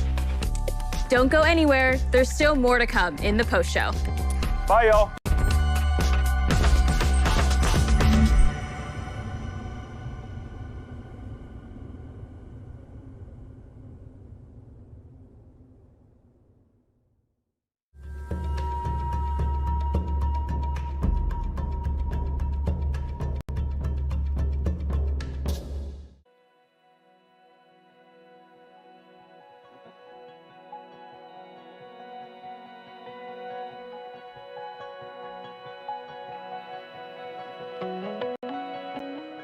I think it's important to have a First Nations character in a mainstream game because Indigenous women especially are very underrepresented in mainstream media, and that's what we're hoping to change with this character. The creation of Thunderbird does have immense potential to bust down all those negative stereotypes about even Indigenous women, Indigenous people. If there's anything that can help target an audience to become more interested in Nakota community, it's probably technology. And Ubisoft is right in touch with the highest technology, games, and something like this can have a really big impact on youth. And I'm excited to see the outcome of Thunderbird. Thunderbird was born in the Nakota Territories in Saskatchewan. Her civilian name is Nina Sky. She values her community and she's also a protector, whether it's of people, the community, or the land. We knew that we wanted this character to be a pilot, a helicopter pilot, but we didn't know exactly in which field she would be working. So I asked the consultants if they had any sort of feedback or information that they wanted to take into consideration when picking the work field in which this character would be working. I suggested that Thunderbird be a technical expert within hydrology because we believe as Nakota people that water is life and that within that is the struggle of protecting and preserving the environment. When we started talking about weapons or tools that this character would have, we were kind of tossing around different names. I made a suggestion and say Nakota words as simply as possible. That Kona would be actually a good name because it means friend. Thunderbird's gadget is a little bit unique. She's going to be our second operator who can raise the health of their teammates. However, it can also heal your opponents. So Kona quite literally is a friend to everyone. Long ago, especially the northern Nakota tribes of the Great Plains, we tattooed our faces. And that's something that has been forgotten, even in our own histories. Now it's something that we're starting to talk about, something that we want to bring back. That's what I wanted to see with this character, was to grab someone's interest enough to want to go out there and find and do research of their own of who the Nakota are, what are the Nakota, am I a Nakota, what's my language, what's my culture, what does this symbol mean? Thunderbird would not have existed without the input of Tarina, Jessica, and Shayna. They honestly created this character from the ground up. We never really knew each other, and we were so excited to talk about this character. And we talked about water, we talked about her name, and we talked about all of these things that, you know, that's going to represent a strong woman warrior. She's going to be representing, she's going to be carrying, and you know, that was really what was cool about working with Ubisoft on this character. Je considère qu'aujourd'hui, quand on travaille dans ces secteurs-là, dans ces médiums-là, c'est notre devoir d'offrir un maximum de représentation, de donner la possibilité à un maximum de personnes de pouvoir s'identifier, de pouvoir rêver, de pouvoir se projeter au travers de notre contenu. Et c'est pour ça qu'on va repousser de plus en plus les limites de la diversité sur notre projet. On va aller voir un maximum de communautés et de minorités et faire en sorte que n'importe qui qui a envie de se projeter, qui a envie d'interagir avec Siege, puisse avoir une forme de porte d'entrée au travers d'un personnage qui lui ressemble. She's really bringing such an ancient historic people into the present. I hope that honors her and all Indigenous women and all Indigenous people. I feel that us consultants worked very carefully and respectfully to develop a character that would make Nakota people proud. This is something that's going to really impact with kids that are Nakota. I might just, purchase a game console and try it out myself.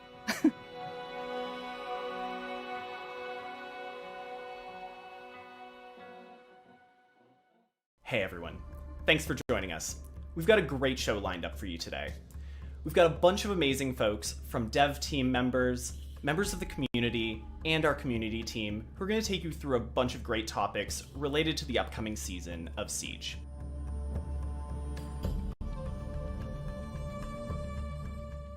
Coming hot on the heels of that making of video of Thunderbird, we'd like to take you behind the scenes of her design.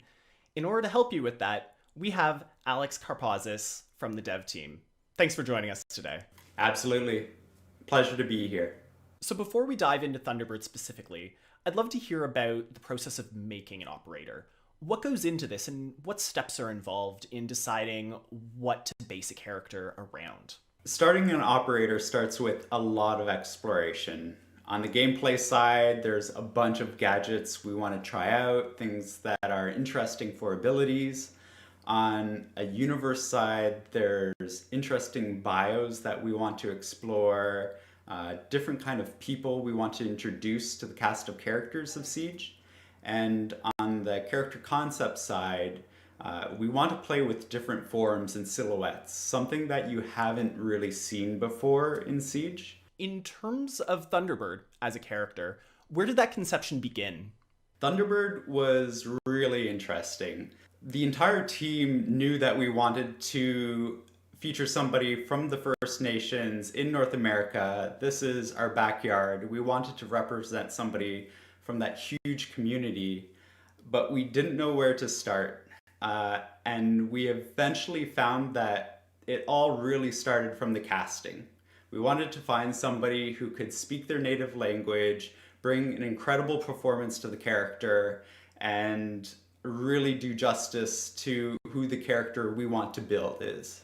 So this all began with our star, who is Sarah Lise MacArthur, and she really was the driving force behind Thunderbird.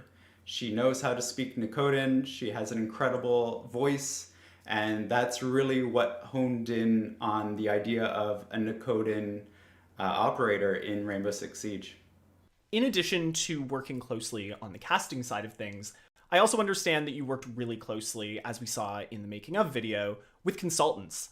I know you've mentioned that the symbolism was a really important part of where the consultants came into play.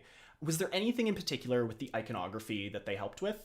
The consultants were immensely helpful and so supportive of what we were trying to do with Thunderbird. Once we knew that we wanted to feature a Nakotan operator, that's when we found 3 amazing consultants, one of them being an artist, to start working on the background of the operator and the visuals. And so when you take a look at Thunderbird, there's actually a lot of emblems and iconography that has a lot of emotion and meaning behind them. Are there any that you'd be able to dig into specifically right now? Every single badge on Thunderbird has a meaning.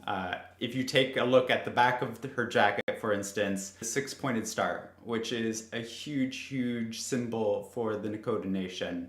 It represents so many things, most of all balance.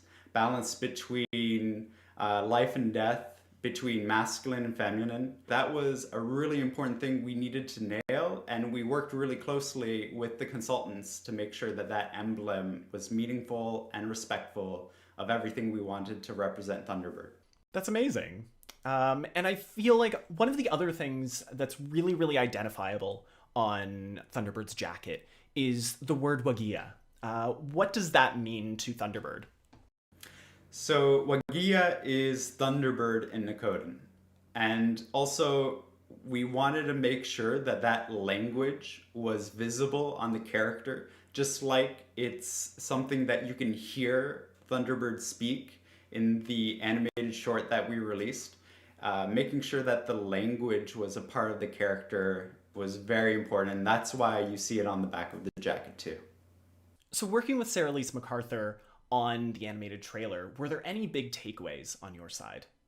I think the biggest takeaway was we learned so much from our consultants, from Sarah Lise MacArthur, and the hope is too that many, many more people can learn about the Nakota people, their language, their art, and really open up opportunities for people to investigate and learn more about these amazing people. Thanks for taking the time to bring us through the design of Thunderbird. In the meantime, we're going to jump into the animated trailer that we mentioned before, but if there's anyone you'd like to thank, Alex, you have the floor. I just want to thank the team for being so incredible. Thunderbird was an immense amount of work, and I know everybody's so extremely proud of her. And I also know that they're already hard at work on the next couple of operators that are already being worked on. So thank you so much. It means a lot to so many people to share these operators with the world. Ready? 6 years ago, I met a pilot. She saved my life. Damn.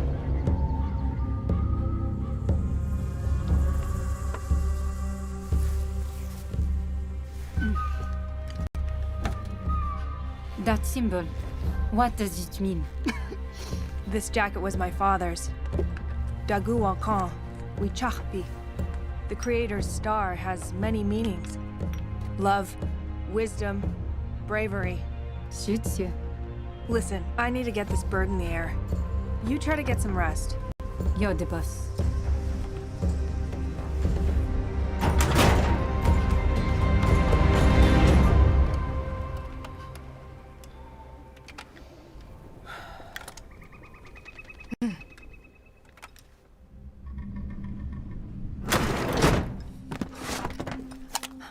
What's happening? Shh.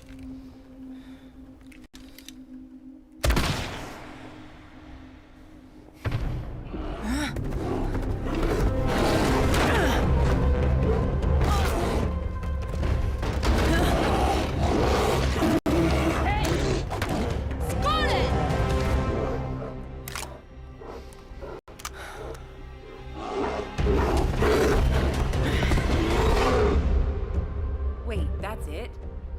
What happened next? Why don't you ask her yourself?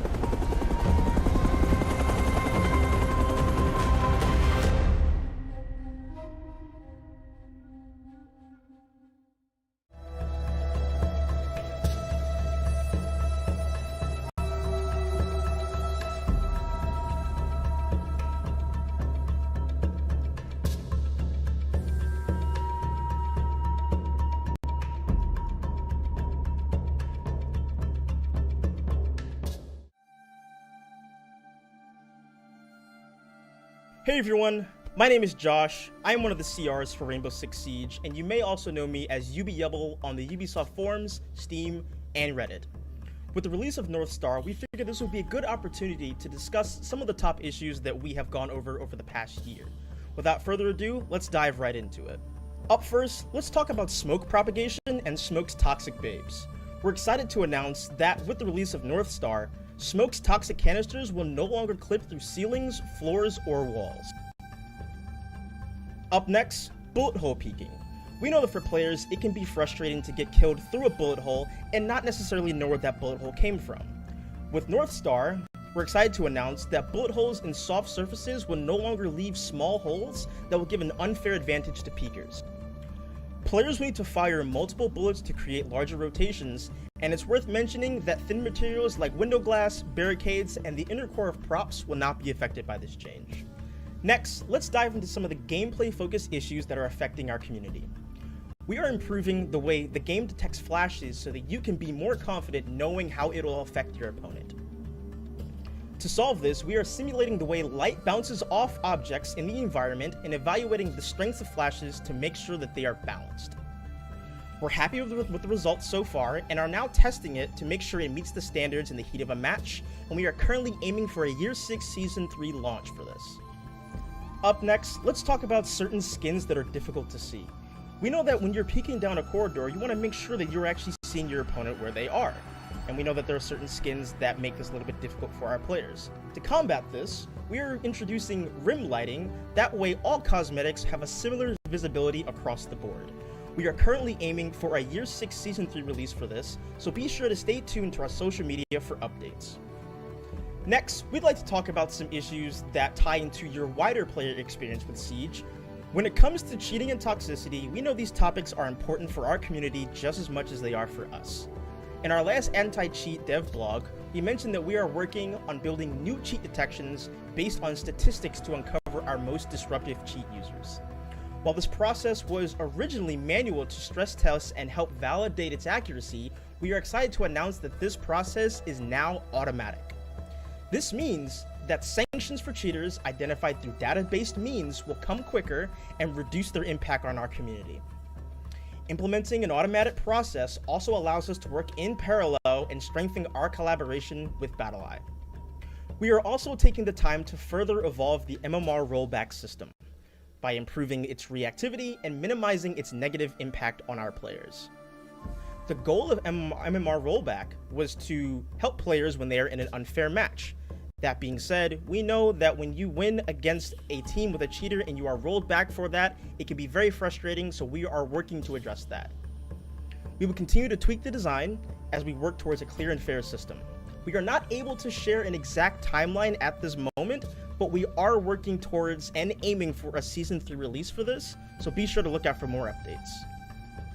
We have also increased sanction penalties for abandon-related offenses, and this will be for ranked and unranked, and you will see this at the beginning of North Star. Paired with the recent improvements to the match cancellation, we expect this to help discourage this form of griefing while limiting the impact on our committed players. Now, this is only just a snapshot of what we're working on. Later on this week, we will share a top issues article that will recap these and some of our other top related issues. On top of this, we are also hard at work on focused updates for specific top issues, like an update to our anti-cheat dev blog, so stay tuned for more.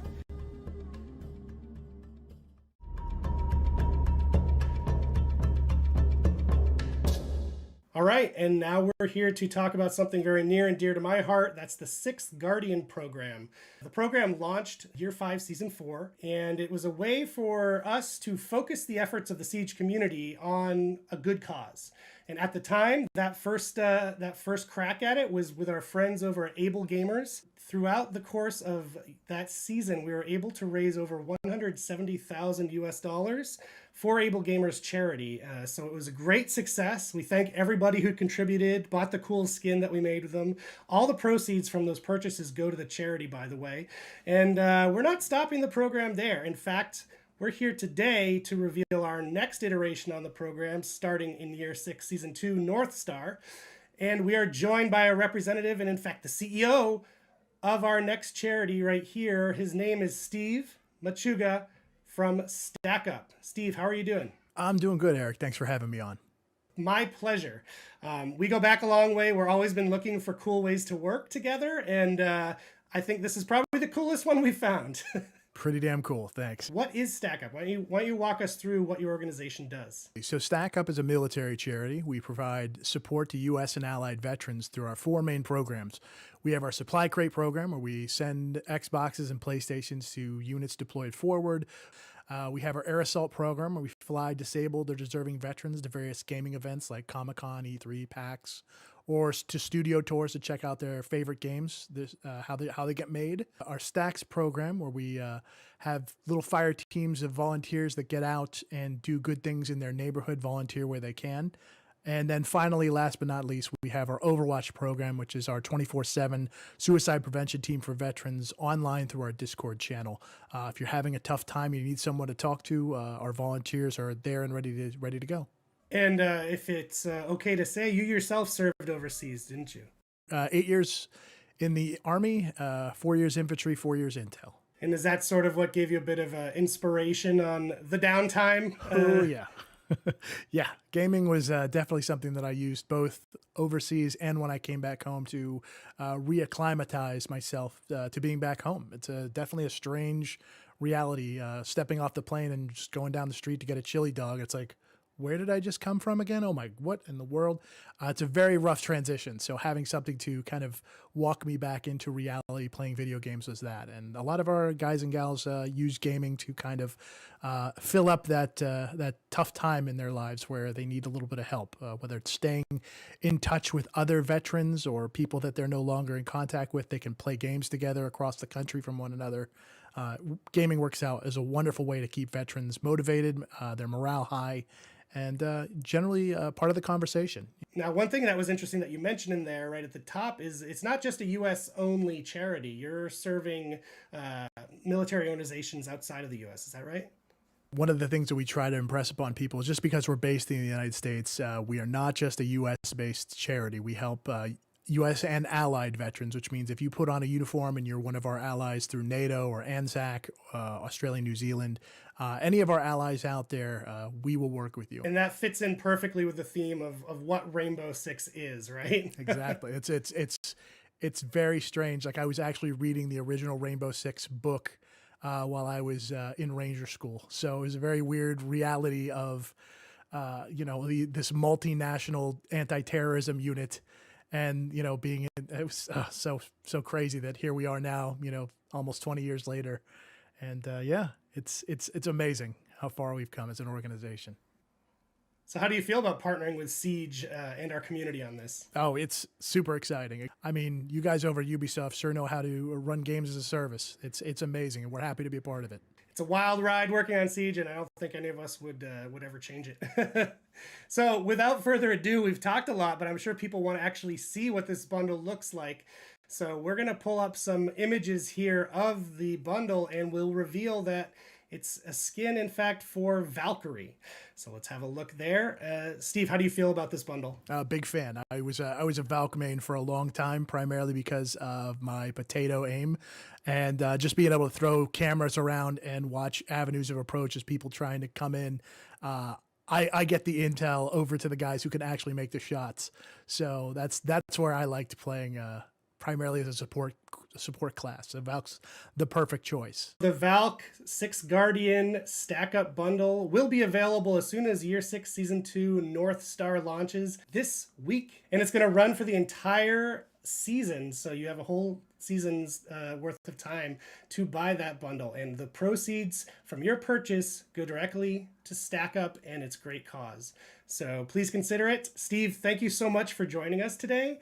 And before I let you go, I thought I'd give you a chance to let the people know how they can contribute, how they can help out, or get involved with Stack Up apart from buying this bundle. If you're interested in learning more about Stack Up and how we support veterans and mental health for veterans, head on over to stackup.org. We're on the website, our Discord channels, discord.gg/stackup.org. Head on over there, and some of our volunteers will be right there with you. If you know someone who could use our help, that's a great place to put in a request form as well.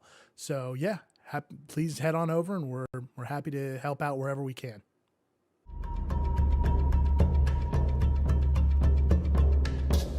Hey everyone, I'm here with Guillaume to talk about crossplay and cross progression coming to Rainbow Six Siege. Some amazing announcements today in our show, and we'd like to spend a little time talking about these. First, let's talk about Stadia. So how and when will this rollout happen? Stadia, we're very excited about it. It's going to be out and released on June 30th for everybody. So on June 30th, you'll be able to play on Stadia, and you will also be able to play with PC player, and your progression will also follow you whenever you play on Stadia or on PC. That's amazing. I know everyone's very excited about cross progression and crossplay. Speaking of that, question on people's mind is, will PC and console have crossplay between them? No, not for now. We're going to have separate matchmaking pools and crossplay pools. PC will be on a side with cloud-based platforms, and console in the future will be together. Got it. So, and to be clear, when we talk about console crossplay, which generations are we talking about? We're going to talk about every generation, PS4, PS5, Xbox One, Xbox One X. Perfect. Now, it's something that is a highly anticipated community feature. So let's talk a little bit about the console crossplay coming. What steps do we need to take now to make this thing happen? We are going to need to be very careful on how we do it because, as you know, Siege is a live game, so it's like changing the wheels of the car while we are riding on the highway, right? So we're going to have a lot of work to do on the UI to make sure that all the invite flows are working properly, and we'll also have a lot of work to do on the tech side to be sure that all the different and separate environment that we have right now are merged into one so that they can support crossplay and cross progression. This is going to be a community question that pops up with crossplay, cross progression. Does this mean when console crossplay happens that we will be supporting mouse and keyboard on consoles? So this is indeed a very good question. We are working on looking what we're going to do it and how we're going to handle it. That's for sure. It's something that is on our roadmap, but it's a very complicated topic. And again, the idea is to make sure that we do it properly. So yes, input spoofing, and how we manage them in the matchmaking is on our top priority list. Yes, for that feature. Yeah, that makes sense. So if console crossplay is coming in 2022, what can we expect between now and then? First step will be the release of the Stadia version in June 30th. And after that, we're going to be hard at work making sure that everything is ready for the console launch early next year. Amazing. Well, I think that's awesome. I think I speak for everyone when we say we're very excited for this to happen. In the meantime, everyone keep an eye out on channels throughout the year, and we'll keep you updated on the progress as we bring crossplay to Rainbow Six Siege. Thank you.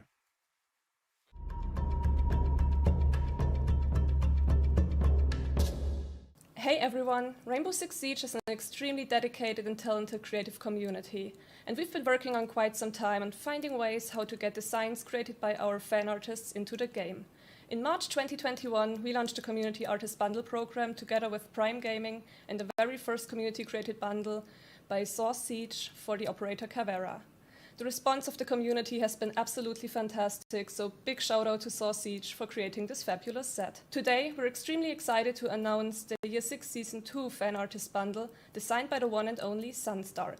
Sunstark has been a pillar in our community with her amazing fan art for Siege, and she has a very unique story to share, because while we were creating her bundle, she was actually hired by Ubisoft to work on Siege full-time.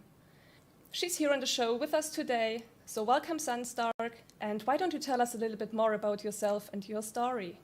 Hi, I'm Sunshine Kim. You know me more as Sunstark. I'm a character concept artist working in the video game industry since 2015.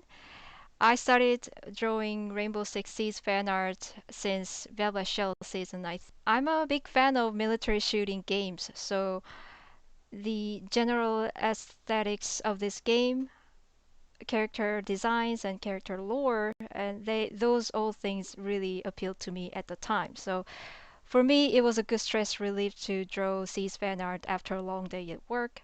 And here I am in 2021. I officially work for Rainbow Six Siege now. So you were a fan artist when we reached out to you about creating your bundle. And can you tell us how your journey was from being a fan artist to actually being an employee and working on Siege? Let's say that it was like double lottery wins. It was already a big honor for me to be invited to this amazing program that to be immortalized in the game. And during the production, during the production of this bundle, I actually got approached by the art team of Rainbow Six Siege that if I would be interested in applying for the role on the team. So I did. I applied, and I got hired. It all happened in 2 months, and it was crazy. Yeah. Absolutely incredible. So what is your position within Siege exactly? I'm a character concept artist working on Rainbow Six Siege team. So that includes battle pass skins or like elite skins or new operators. Now let's have a very first look at the bundle you've created. So you chose to create this bundle for Lion. Why did you choose this character in particular? Yes, Lion is indeed my favorite operator. If you follow my social medias, 90% of my contents include Lion, so it's not a secret. I I just found the character really the lore is really interesting to me. It's quite dramatic. It's not for everybody, but he's just unique personality. Not good, but unique. His unique personality uh, causing trouble with other operators, and his really dark past, and his relationship with his son and everything. It just made the character super rich, and I enjoyed adding my interpretation to every fan art I did for him. What inspired you to create this bundle? There was one time that I did a fan skin for Lion, which was firefighter theme. And to be honest, I went in super lightheartedly. I just enjoyed aesthetic. I just enjoyed mashing up firefighter uniform and then all the tactical gears together. It was just fun, creative process. When I posted it up, I got several messages from actual firefighters in our community, and they were all thanking me. All I did was just drawing a fan art of my favorite character, but they were thanking me for representing them in my art. So when Ubisoft approached to me and presented this idea, of course I'm going to take it. I immediately thought I gotta make that fan skin to be real. So yeah, there was no other option. It was going to be firefighter since the beginning, and yeah, this is my tribute to first responders in our community. You had that idea in your mind of creating a firefighter skin for Lion, and now we'll have it soon in the game. Can you tell us a little bit about that process from getting the idea in your head into the game? Yeah, absolutely. I really enjoyed working with the Seas team. And remember, this was before I joined the team, so I was just a fan artist. I was just a fan. They treated me like I was on-site artist, so it was a really good. It was a good taste for me to what it's like to work with the Seas team, and the 3D artist that I worked with was just amazingly talented artist that I'm really happy with the outcome. I'm glad that I got to taste that process before I joined the team. Thank you so much for being here on the show with us today, telling us more about yourself and your bundle. And we're incredibly excited until the release. We can't wait to see it in game. Thank you for having me here. I can't wait to see bundle either, and I can't wait for you to finally see my son. We're sure you will want to know how you can get your hands on the Lion bundle and when. So the bundle will be available shortly after the release of Year 6 Season 2 next week, and it will be available via Prime Gaming, which means it will be free for all Prime members. So make sure that your Amazon Ubisoft accounts are linked, and keep an eye out on our social channels and our website for any more information about this.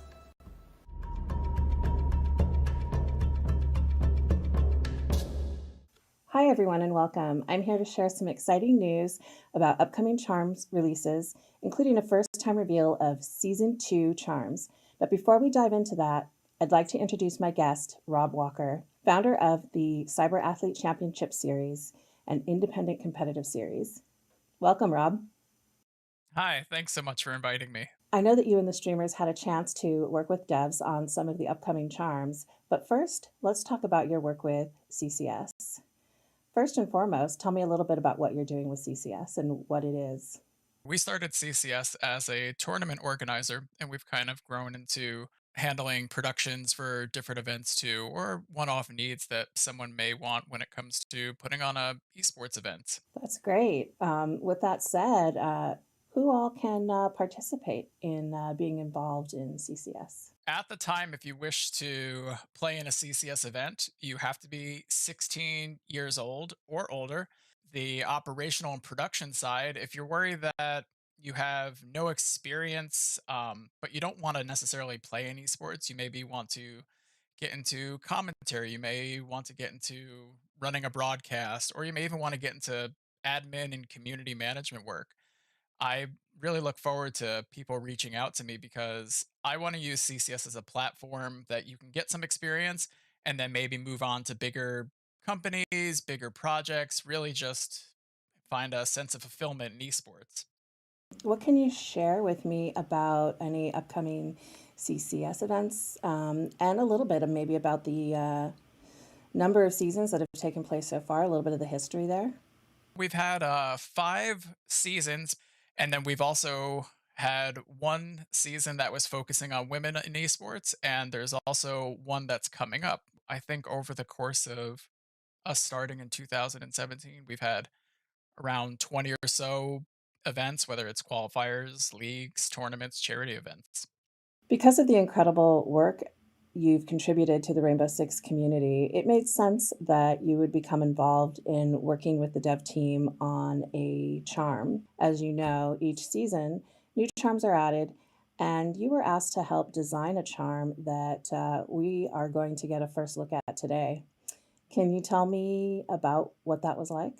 It's still pretty surreal. And when I was asked at first, I didn't reply right away just because I was shocked. I didn't think that the Siege charms would apply for us as CCS as an option. To be recognized like this is wild. I still can't get over it. I'm just really happy for people even wanting to play in CCS or to speak to us about events, not necessarily any tangible benefits or any recognition that you guys have been so gracious about. So they brought me through the design process, showing like all the different things that you could add.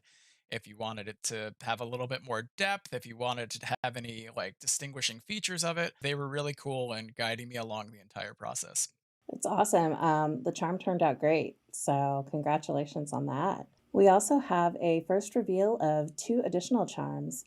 One that Yo Boy Roy has done, which you are seeing right now, and additionally one from Magnet. They both helped design these charms with our dev team, and I'm sure we're all very excited to see them in game soon. Thanks so much for joining me today, Rob, and thanks to all of you for tuning in. We'll see you on Monday for the launch of Year 6 Season 2 North Star. If you'd like to see more of this in the future, please let us know. You can hit us up on Twitter, Instagram, Reddit, Discord. We're everywhere. So let us know what you thought of the show and what you'd like to see in future episodes.